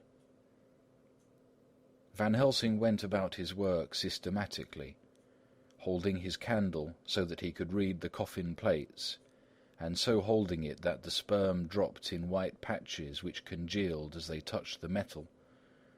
He made assurance of Lucy's coffin. Another search in his bag, and he took out a turn-screw. "What are you going to do?" I asked. "To open the coffin. You shall yet be convinced." Straightway he began taking out the screws, and finally lifted off the lid, showing the casing of lead beneath. The sight was almost too much for me. It seemed to be as much an affront to the dead as it would have been to have stripped off her clothing in her sleep whilst living. I actually took hold of his hand to stop him. He only said, "You shall see," and again fumbling in his bag took out a tiny fret saw. Striking the turn-screw through the lead with a swift downward stab which made me wince, he made a small hole, which was, however, big enough to admit the point of the saw. I had expected a rush of gas from the weak old corpse. We doctors, who have had to study our dangers, have to become accustomed to such things, and I drew back towards the door. But the Professor never stopped for a moment. He sawed down a couple of feet along one side of the lead coffin, and then across and down the other side. Taking the edge of the loose flange, he bent it back towards the foot of the coffin, and holding up the candle into the aperture, motioned me to look. I drew near and looked. The coffin was empty. It was certainly a surprise to me and gave me a considerable shock, but Van Helsing was unmoved. He was now more sure than ever of his ground, and so emboldened to proceed in his work. "Are you satisfied now, friend John?" he asked. I felt all the dogged argumentativeness of my nature awake within me as I answered him.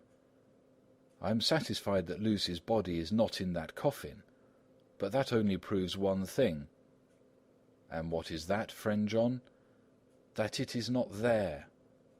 "That is good logic," he said, "so far as it goes. But how can you, account for it not being there?" "Perhaps a body-snatcher," I suggested. "Some of the undertaker's people may have stolen it." I felt that I was speaking folly, and yet it was the only real cause which I could suggest. The Professor sighed. "Ah, well," he said, "we must have more proof. Come with me." He put on the coffin lid again, gathered up all his things and placed them in the bag, blew out the light and placed the candle also in the bag. We opened the door and went out. Behind us he closed the door and locked it. He handed me the key, saying, "Will you keep it? You had better be assured." I laughed. It was not a very cheerful laugh, I am bound to say, as I motioned him to keep it. "A key is nothing," I said. "There are many duplicates, and anyhow it is not difficult to pick a lock of this kind." He said nothing, but put the key in his pocket. Then he told me to watch at one side of the churchyard, whilst he would watch at the other. I took up my place behind a yew tree, and I saw his dark figure move until the intervening headstones and trees hid it from my sight. It was a lonely vigil. Just after I had taken my place, I heard a distant clock strike 12, and in time came 1 and 2. I was chilled and unnerved, and angry with the Professor for taking me on such an errand, and with myself for coming. I was too cold and too sleepy to be keenly observant, and not sleepy enough to betray my trust. So altogether I had a dreary, miserable time. Suddenly, as I turned round, I thought I saw something like a white streak moving between 2 dark yew trees at the side of the churchyard farthest from the tomb. At the same time, a dark mass moved from the Professor's side of the ground and hurriedly went towards it. Then I too moved, but I had to go round headstones and railed off tombs, and I stumbled over graves. The sky was overcast, and somewhere far off an early cock crew. A little ways off, beyond a line of scattered juniper trees which marked the pathway to the church, a white, dim figure flitted in the direction of the tomb. The tomb itself was hidden by trees, and I could not see where the figure had disappeared. I heard the rustle of actual movement where I had first seen the white figure, and coming over, found the Professor holding in his arms a tiny child. When he saw me, he held it out to me and said, "Are you satisfied now?" "No," I said, in a way that I felt was aggressive. "Do you not see the child?" "Yes, it is a child, but who brought it here? And is it wounded?" "We shall see," said the Professor, and with one impulse we took our way out of the churchyard, he carrying the sleeping child. When we had got some little distance away, we went into a clump of trees and struck a match, and looked at the child's throat. It was without a scratch or scar of any kind. "Was I right?" I asked triumphantly. "We were just in time," said the Professor thankfully. We had now to decide what we were to do with the child, and so consulted about it. If we were to take it to a police station, we should have to give some account of our movements during the night. At least we should have to make some statement as to how we had come to find the child. So finally we decided that we would take it to the heath, and when we heard a policeman coming, would leave it where he could not fail to find it. We would then seek our way home as quickly as we could. All fell out well. At the edge of Hampstead Heath we heard a policeman's heavy tramp, and laying the child on the pathway, we waited and watched until he saw it as he flashed his lantern to and fro. We heard his exclamation of astonishment, and then we went away silently. By good chance we got a cab near the Spaniards and drove to town. I cannot sleep, so I make this entry. But I must try to get a few hours' sleep, as Van Helsing is to call for me at noon. He insists that I go with him on another expedition. 27th of September. It was 2:00 before we found a suitable opportunity for our attempt. The funeral held at noon was all completed, and the last stragglers of the mourners had taken themselves lazily away, when, looking carefully from behind a clump of alder trees, we saw the sexton lock the gate after him.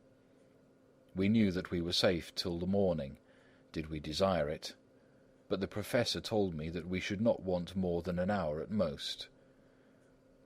Again I felt that horrid sense of the reality of things, in which any effort of imagination seemed out of place, and I realized distinctly the perils of the law which we were incurring in our unhallowed work. Besides, I felt it was all so useless. Outrageous as it was to open a leaden coffin to see if a woman dead nearly a week were really dead, it now seemed the height of folly to open the tomb again when we knew, from the evidence of our own eyesight, that the coffin was empty. I shrugged my shoulders, however, and rested silent, for Van Helsing had a way of going on his own road, no matter who remonstrated. He took the key, opened the vault, and again courteously motioned me to proceed. The place was not so gruesome as last night, but oh, how unutterably mean-looking when the sunshine streamed in. Van Helsing walked over to Lucy's coffin, and I followed. He bent over, and again forced back the leaden flange, and a shock of surprise and dismay shot through me. There lay Lucy, seemingly just as we had seen her the night before her funeral. She was, if possible, more radiantly beautiful than ever, and I could not believe that she was dead. The lips were red, nay, redder than before, and on the cheeks was a delicate bloom. "Is this a juggle?" I said to him. "Are you convinced now?" said the Professor in response, and as he spoke he put over his hand, and in a way that made me shudder, pulled back the dead lips and showed the white teeth. "See," he went on, "they are even sharper than before. With this and this," and he touched one of the canine teeth and that below it, "the little children can be bitten. Are you of belief now, friend John?" Once more argumentative hostility woke within me. I could not accept such an overwhelming idea as he suggested. So, with an attempt to argue, of which I was even at the moment ashamed, I said, "She may have been placed here since last night." "Indeed? That is so, and by whom?" "I do not know. Someone has done it." "And yet she has been dead 1 week. Most peoples in that time would not look so." I had no answer for this, so was silent. Van Helsing did not seem to notice my silence. At any rate, he showed neither chagrin nor triumph. He was looking intently at the face of the dead woman, raising the eyelids and looking at the eyes, and once more opening the lips and examining the teeth. Then he turned to me and said, "Here there is one thing which is different from all recorded. Here is some dual life that is not as the common. She was bitten by the vampire when she was in a trance, sleepwalking. Oh, you start. You do not know that, friend John, but you shall know it later. And in trance could he best come to take more blood. In trance she dies, and in trance she is undead too. So it is that she differ from all other. Usually when the undead sleep at home," as he spoke he made a comprehensive sweep of his arm to designate what to a vampire was home, "their face show what they are. But this so sweet that was when she not undead, she go back to the nothings of the common dead. There is no malign there, see, and so it make hard that I must kill her in her sleep." This turned my blood cold, and it began to dawn upon me that I was accepting Van Helsing's theories. But if she were really dead, what was there of terror in the idea of killing her? He looked up at me, and evidently saw the change in my face, for he said almost joyously, "Ah, you believe now!" I answered, "Do not press me too hard all at once. I am willing to accept. How will you do this bloody work?" "I shall cut off her head and fill her mouth with garlic, and I shall drive a stake through her body." It made me shudder to think of so mutilating the body of the woman whom I had loved. And yet the feeling was not so strong as I had expected. I was, in fact, beginning to shudder at the presence of this being, this undead as Van Helsing called it, and to loathe it. Is it possible that love is all subjective, or all objective? I waited a considerable time for Van Helsing to begin, but he stood as if wrapped in thought. Presently he closed the catch of his bag with a snap and said, "I have been thinking and have made up my mind as to what is best. If I did simply follow my inclining, I would do now at this moment what is to be done. But there are other things to follow, and things that are 1,000 times more difficult, in that them we do not know. This is simple, she have yet no life taken, though that is of time, and to act now would be to take danger from her forever. But then we may have to want Arthur, and how shall we tell him of this? If you, who saw the wounds on Lucy's throat, and saw the wounds so similar on the child's at the hospital, if you, who saw the coffin empty last night, and full to-day, with a woman who have not changed, only to be more rose and more beautiful in a whole week after she die, if you know of this, and know of the white figure last night that brought the child to the churchyard, and yet of your own senses you did not believe, how then can I expect Arthur, who know none of those things, to believe? He doubted me when I took him from her kiss when she was dying. I know he has forgiven me because in some mistaken idea I have done things that prevent him say good-bye as he ought. And he may think that in some more mistaken idea this woman was buried alive, and that in most mistake of all we have killed her. He will then argue back that it is we, mistaken ones, that have killed her by our own ideas, and so he will be much unhappy always. Yet he never can be sure, and that is the worst of all. And he will sometimes think that she he loved was buried alive, and that will paint his dreams with horrors of what she must have suffered.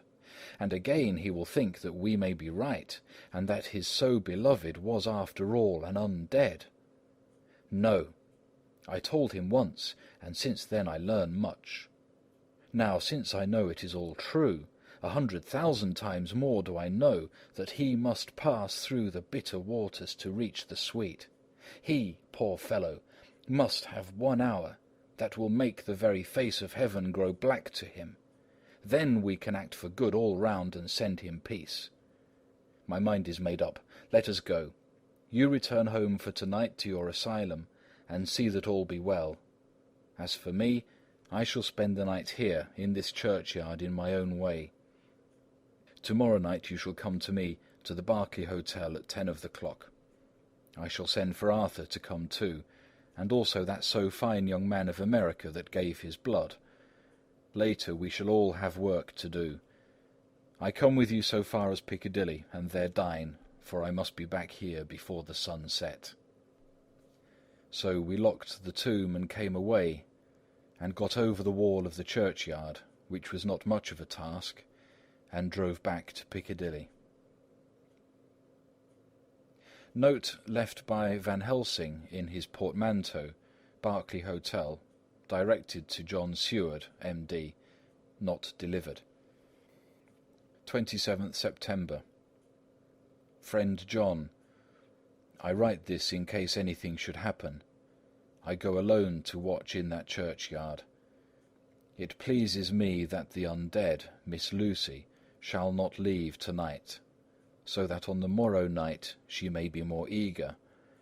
Therefore I shall fix some things she like not, garlic and a crucifix, and so seal up the door of the tomb. She is young as undead, and will heed. Moreover, these are only to prevent her coming out. They may not prevail on her wanting to get in, for then the undead is desperate, and must find the line of least resistance, whatsoever it may be. I shall be at hand all the night, from sunset till after sunrise, and if there be aught that may be learned, I shall learn it. For Miss Lucy, or from her, I have no fear, but that other, to whom is there that she is undead, he have not the power to seek her tomb and find shelter. He is cunning, as I know from Mr. Jonathan, and from the way that all along he have fooled us when he played with us for Miss Lucy's life, and we lost, and in many ways the undead are strong. He have always the strength in his hand of 20 men, even we 4 who gave our strength to Miss Lucy, it also is all to him. Besides, he can summon his wolf, and I know not what, So if it be that he come hither on this night, he shall find me, but none other shall, until it be too late. But it may be that he will not attempt the place. There is no reason why he should. His hunting ground is more full of game than the churchyard where the undead woman sleeps, and the one old man watch. Therefore I write this in case. Take the papers that are with this, the diaries of Harker and the rest, and read them, and then find this great undead, and cut off his head, and burn his heart, or drive a stake through it, so that the world may rest from him. If it be so, farewell. Van Helsing. Dr. Seward's Diary, 28th of September. It is wonderful what a good night's sleep will do for one. Yesterday I was almost willing to accept Van Helsing's monstrous ideas, but now they seem to start out lurid before me, as outrages on common sense. I have no doubt that he believes it all. I wonder if his mind can have become in any way unhinged. Surely there must be some rational explanation of all these mysterious things. Is it possible that the Professor can have done it himself? He is so abnormally clever that if he went off his head, he would carry out his intent with regard to some fixed idea in a wonderful way.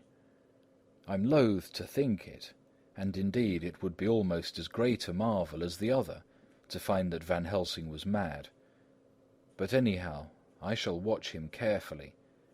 I may get some light on the mystery.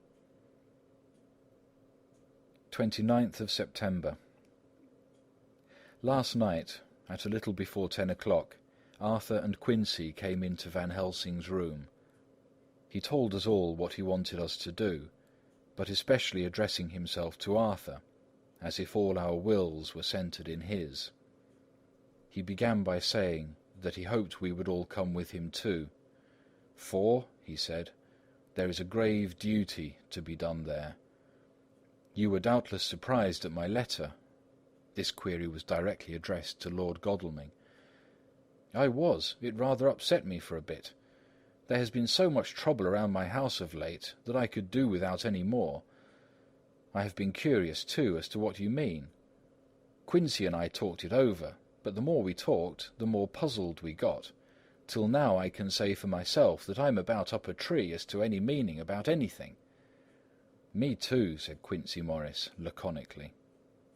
Oh, said the Professor, then you are nearer the beginning, both of you, than friend John here, who has to go a long way back before he can ever get so far as to begin. It was evident that he recognized my return to my old doubting frame of mind, without my saying a word. Then, turning to the other two, he said with intense gravity, I want your permission to do what I think good this night. It is, I know, much to ask, and when you know what it is I propose to do, you will know, and only then how much. Therefore may I ask that you promise me in the dark, so that afterwards, though you may be angry with me for a time, I must not disguise from myself the possibility that such may be, you shall not blame yourselves for anything. That's frank anyhow, broke in Quincy. I'll answer for the Professor. I don't quite see his drift, but I swear he's honest, and that's good enough for me. I thank you, sir, said Van Helsing proudly. I have done myself the honour of counting you one trusting friend, and such endorsement is dear to me. He held out a hand, which Quincy took. Then Arthur spoke out.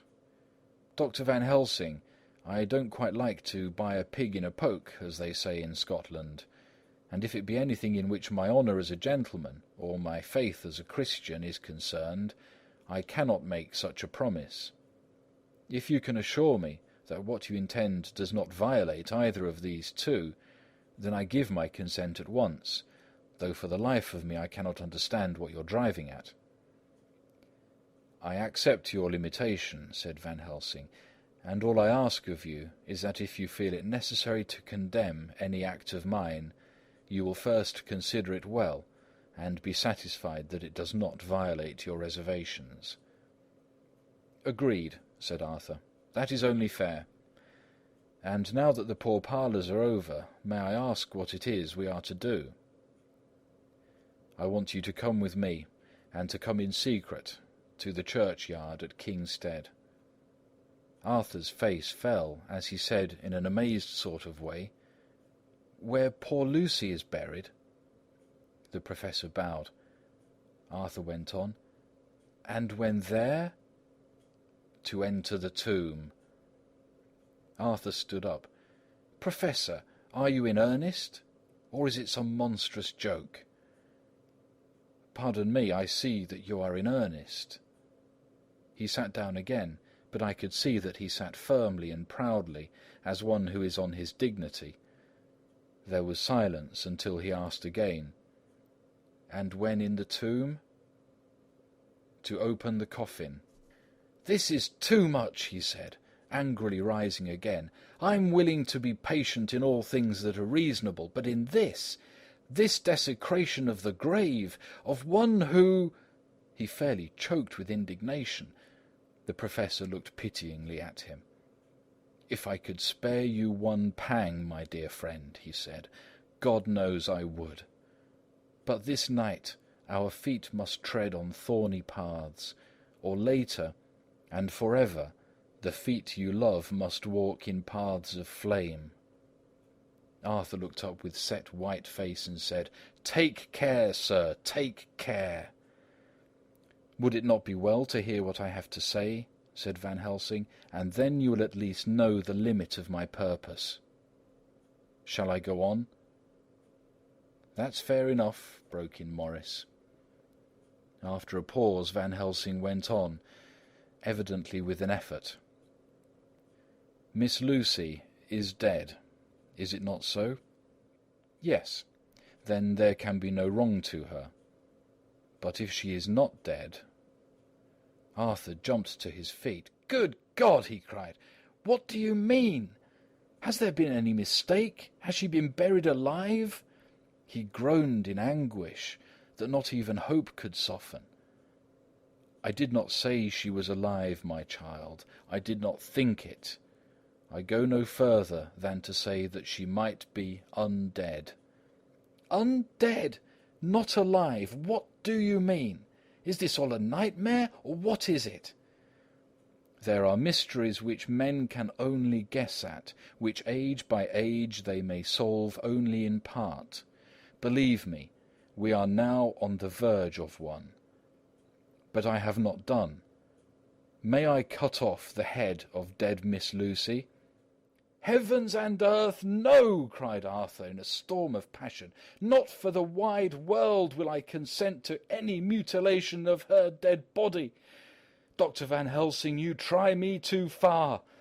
What have I done to you, that you should torture me so? What did that poor, sweet girl do, that you should want to cast such dishonour on her grave? Are you mad, that you speak such things? Or am I mad to listen to them? Don't dare think more of such a desecration. I shall not give my consent to anything you do. I have a duty to do in protecting her grave from outrage, and by God I shall do it." Van Helsing rose up from where he had all the time been seated, and said, gravely and sternly, "My Lord Godalming, I, too, have a duty to do. A duty to others, a duty to you, a duty to the dead, and by God I shall do it. All I ask you now is that you come with me, that you look and listen, and if, when later I make the same request, you do not be more eager for its fulfilment even than I am, then I shall do my duty, whatever it may seem to me. And then, to follow your lordship's wishes, I shall hold myself at your disposal, to render an account to you, when and where you will." His voice broke a little, and he went on with a voice full of pity. "But I beseech you, do not go forth in anger with me. in a long life of acts which were often not pleasant to do, and which sometimes did wring my heart, I have never had so heavy a task as now. Believe me, that if the time come for you to change your mind towards me, one look from you will wipe away all this so sad hour, for I would do what a man can to save you from sorrow. Just think, for why should I give myself so much labour and so much of sorrow? I have come here from my own land to do what I can of good, at the first to please my friend John, and then to help a sweet young lady whom too I come to love. For her, I am ashamed to say so much, but I say it in kindness, I gave what you gave, the blood of my veins. I gave it, I who was not, like you, her lover, but only her physician and her friend. I gave her my nights and days, before death, after death. And if my death can do her good even now, when she is the dead undead, she shall have it freely.